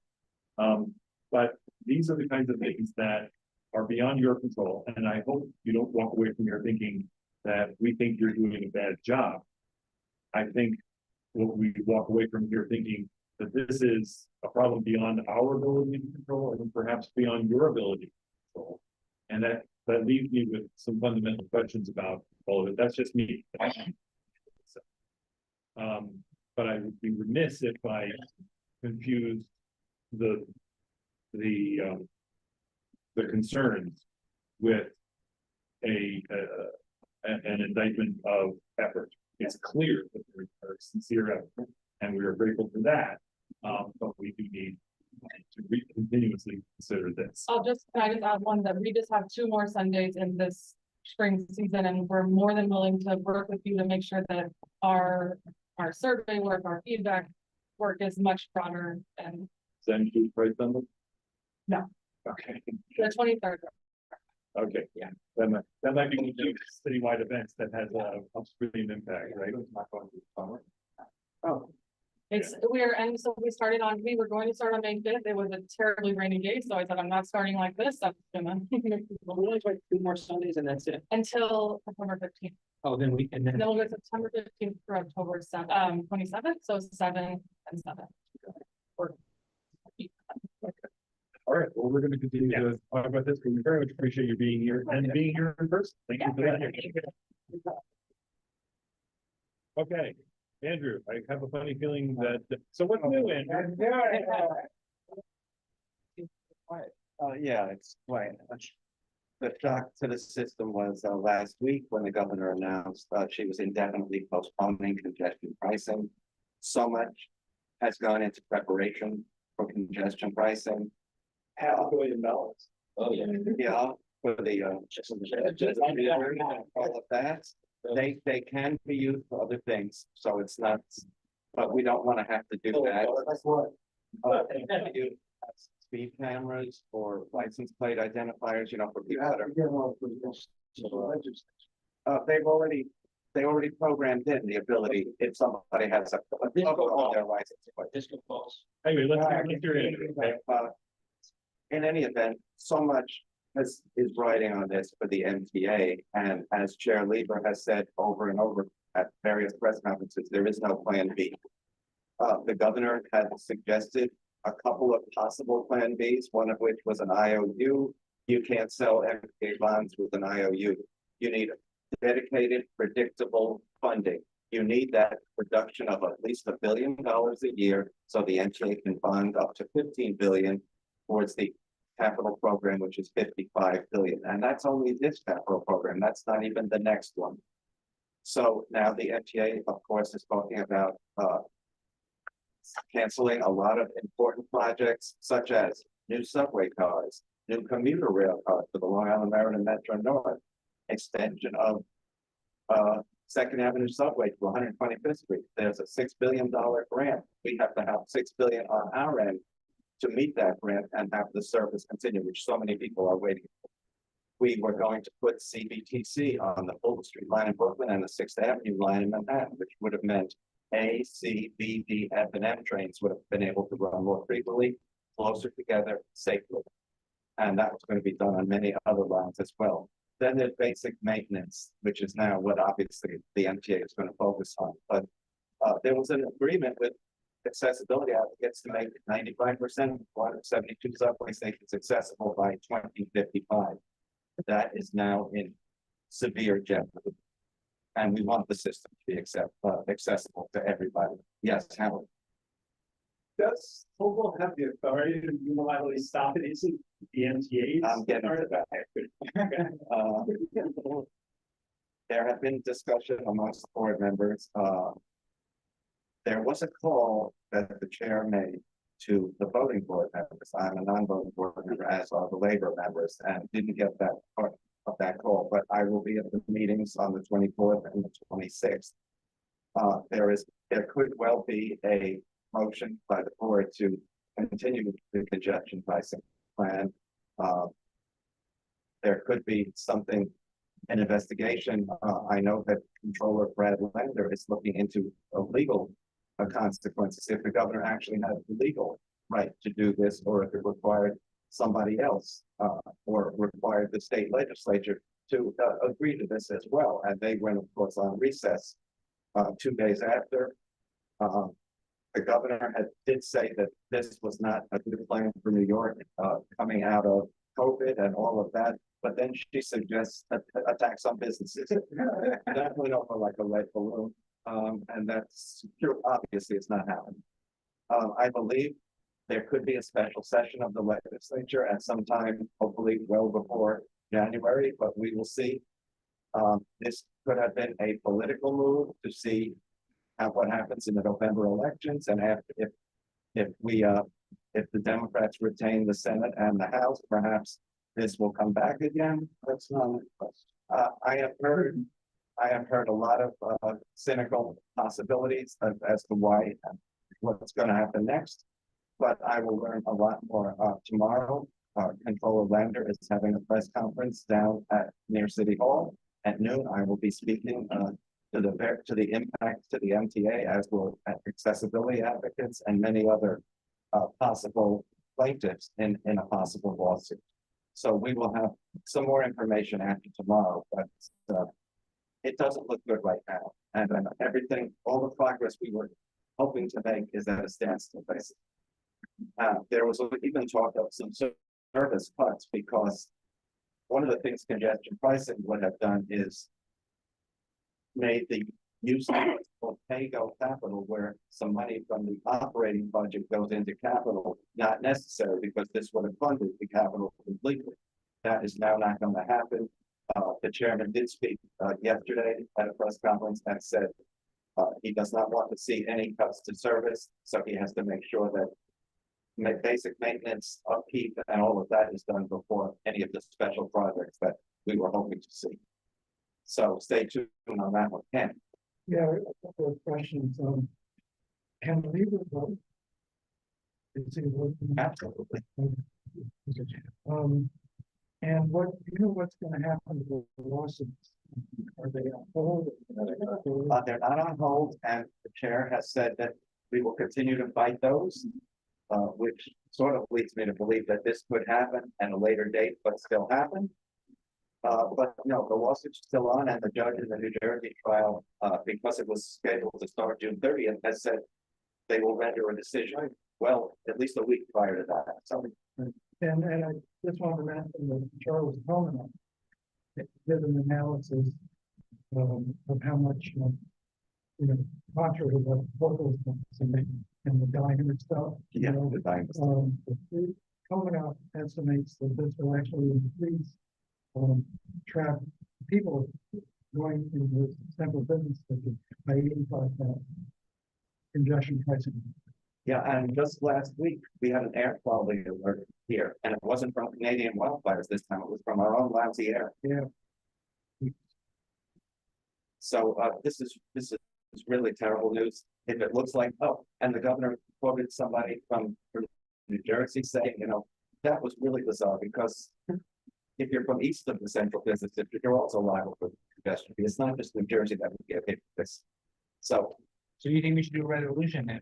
I don't know that it's going to make any difference. I'm open to whatever. This came as a huge shock to everybody. I think that's the battery. Oh, that's the battery. Yeah. Oh, we're still we're still running. Okay. So I'm open to suggestions, but one word. I think it's lawsuit. I think it's vulnerable. I'm not an expert on this, but it's really in the purview of the MTA board to play it. What I do, I could be wrong, but I'm hoping to learn that at the meetings, and we will be talking to our chief legal counsel, Dave Graves, obviously, and I know the board is not happy with this. With whether the governor's 6 appointees will buck her, remains to be seen. that was a fiduciary duty. Yes. The MTA, not to her. And yes, that's very true, and I'm sure that's going to come out. All the board members, voting or not, have a fiduciary responsibility to maintain service, maintenance, reliability, and all of that is in jeopardy. I think at least one other community passed a resolution. Do you know what the thrust of that resolution is? Whether it's, Because I was about to, unless somebody else has a better idea, I was about to propose a resolution. Okay, and that resolution would start with the fact that Community Board 7 has already endorsed congestion pricing or the Central Business District Tolling Program, as apparently no one calls it. The long time to say. Well, yeah, that's why I thought when they changed to congestion relief zone, I like that. Yeah, okay, that we have supported this in the past, that the consequences of the governor's precipitous, and maybe I won't use that word, action would be to put in jeopardy the following. The plan to be 95% ADA accessible by 2055, the ability to procure new subway cars that are badly needed for the maintenance of the current service, the signal upgrades, and there was something you said about a timing thing, so that trains can run more quickly. Yeah, it's called communication-based train control, or CBTC. CBTC, you'll give me that really needs later. And that service cuts may be necessitated because operating funds need to be diverted in order to offset the shortfall in capital investment. And there is a lingering question. I don't know where we'll take a legal opinion, but there's a lingering question as to the authority of the governor to take this action in the first place. I'm seeing people nodding no. So anyway, and then the therefore would be that we call for the MTA board to insist that the program proceed as scheduled, and we call for the governor to rescind her. Directed. Direct. Yeah. Yeah. I think also a fair hike is possible because they would have to use some of the borrowing. Every other year, fair hikes are scheduled already. Oh, so that's somebody. Even more. Who knows what the consequences? Yeah, let me give you that. Question. Part of the thing, if any, it's used for the capital budget. You know that the congestion fee was 100% the I capital. can't give you a percentage, but there's something called pay-go capital, which takes a bit of the operating budget into the capital budget. Congestion pricing would have not done away with the need to do that. But it's very small. So. Right, we have one hand raised from the community, Steve. I just have Yeah, just a question for Andrew. Andrew, the chair made clear that some of the projects that are clearly in jeopardy now include the accessibility programs with elevators, and one of the already planned locations for the elevator is 81st Street and Central Park West, southwest corner, which was not, the funding was not required from congestion pricing. It's already been contracted, but there's no shovel in the ground. Do you have any sense of whether that would? Yeah, but might those all be affected to save money and divert those funds to operating? Now, once the project has been funded and has had its start and it's got the 81st and 96th Street are already in planning stages for this summer, they will not be affected. Thank you. Sure. Okay. Andrew, I'm not familiar with the timing as to when congestion pricing was authorized and the lawsuits. Yeah, it's state law for years now. 2019. Only 19, yeah. But we have what, eight lawsuits, I think. Something like that. Pending, and yet the MTA authorized the expenditure of $500 million with those lawsuits still pending. Was there any discussion of possible irresponsibility of spending $500 million before they were settled? There wasn't any discussion of that because we got a really terrific go-ahead from the Federal Highway Administration on the environmental impact statement that we did. So there was, some of these lawsuits are on environmental grounds, and they, we'll see. The Jersey one is on environmental grounds, and one of the other ones is. So we'll see how these rulings go. But no, we expect to be able to go forward with the plan, obviously. So doesn't every program have lawsuits? Yeah. Anyway, okay. Rhetorical again, rhetorical. So are we ready to call the question? Yeah, call question. All right, so those in favor, please raise your hands. I have 1, 2, 3, 4, 5. Andrew, no? No? I have to vote on that. Okay, those opposed? I see none. Those abstaining? 3. And those ineligible, and that would be 1. Okay, 5031, the resolution passes and it will be presented at the special board meeting next week. Okay. Is that the end of our agenda? You're gonna give a report on your meeting with Colleen on outstanding. Okay, we started to talk about that, but yeah, so we met, they were very generous with time, they gave us, the schedule. So it was, Ed Pinkard, the borough commissioner, and Colleen. And they scheduled an hour and gave us well over that. We did talk about the, most recent letter where we ticked off the various resolutions on which we believe we were waiting for responses. And as you'll recall, many of those resolutions were in the form of calling for studies. And the answer that we got back was that studies cost money and divert time from projects that they already have in the pipeline. And so our takeaway from that conversation is that, and this is a surprise to me because usually we get the response that they have the money if it is a priority, that the study that we need to, in effect, use our voice for the budgeting process to fund the studies so that the studies can go forward, because there is a trade-off between actions that can be taken and studies to contemplate further action. Is that there somewhere? That's pretty fair. So I don't know. Well, because these are our priorities, not always theirs. And I think that exactly. Yeah. These are for studies for what we asked for. So you may remember that, for example, one of the ones that we talked a little bit in detail about was 72nd Street. Okay. 72nd Street was not a call for a protected bike lane. 72nd Street was a call for a study of 72nd Street for a complete street and what it would look like and how would one do it. And by the way, I think we want to look at those. well, yeah, we asked for that. Yeah. Well, I'm not sure at this hour I'm going to parse the difference between a study and a proposal. It's good considering I have a few lumps from a previous discussion. That was exactly that. But anyway, so anyway, we use that as an example of that's something that requires a significant amount of effort and money that currently is not in their budget. And so our takeaway from that is, if we want that, we need to go help them find the funding for it. Yeah. I'll make 2 points. One is that I think there's some misunderstanding as to the definition of study.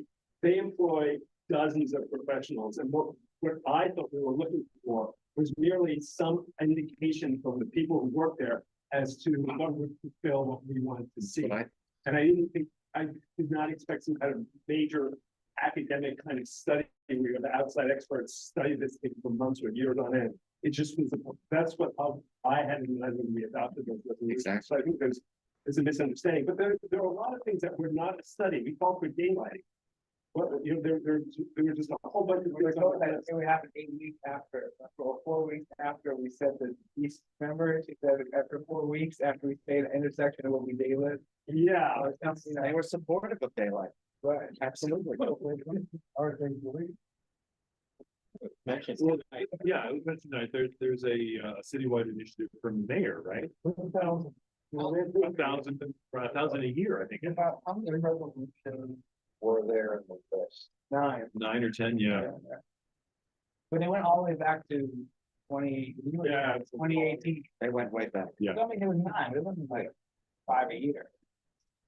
So anyway, that is, we do have a path in front of us, is my point. Whether it's a disconnect or not, our path would be that we have a district needs statement and a budget priority statement to come up with, which the meeting before this one tonight was the budget committee, and they're urging us to come up with that. So I think what we do for our district needs statement is we take that letter and we rejigger it as, we want funding for these 9 things. What's the money go? Is it outside consultants? or No, it's simply staffing, and remember, this is an agency that. So they allocate their staff time, they put dollar figures on it? Of course they do. Of course they do. I'm sure every city agency has to do that. Okay. Yeah. Because, you know, they're paying these people. And internally, they have budgets and, you know, an organization that big. Every project that gets implemented is a project, has another one that doesn't. So, so I think that's our next step. If we use our, whatever voice that is, that's what we do. Yeah, go ahead. I would like to go, but I think what's happening tomorrow, and when tomorrow we should be here, we cannot be here. So there are now 2, in fact, 3 applicants, because it's 2 locations. And I confess that I saw that I have something in my inbox, but I haven't actually read it for the new one. The old one is another one where it looks like so, okay. So all of us should try to be here? Or online. Okay. I would just point out, that tomorrow at 5:30 is the big rally for congestion pricing in front of Hochul's office. I'm gonna be. So then bring your phone and zoom into the meeting, to the BCI meeting. Let me speak candidly about that for a couple of seconds. I know it's time to go.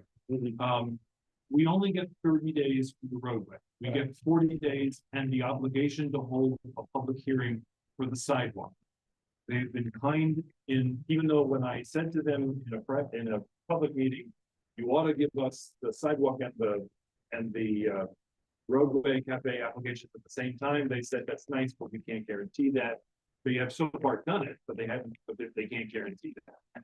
So we have a relatively short period of time in which to do this. Our board has adopted a resolution that says that the joint committees can submit their findings in lieu of the full board resolution as a committee action. I have been told through other means that the 30 days for the roadway, that they are going to schedule the public, I'm sorry, so let me back up one step. You may remember that every roadway cafe, DOT, runs a public hearing. That's why we don't have to do it. I'm told that it will be on the 31st day of the notice period to the community board. If we're a day late, we have no voice. So that's why it's, this is even more important what we did last week than it seemed at the time. Can you get the other chairs to do the joint committee stuff first? Apparently not. And actually, I know it's like reasonable. Yeah.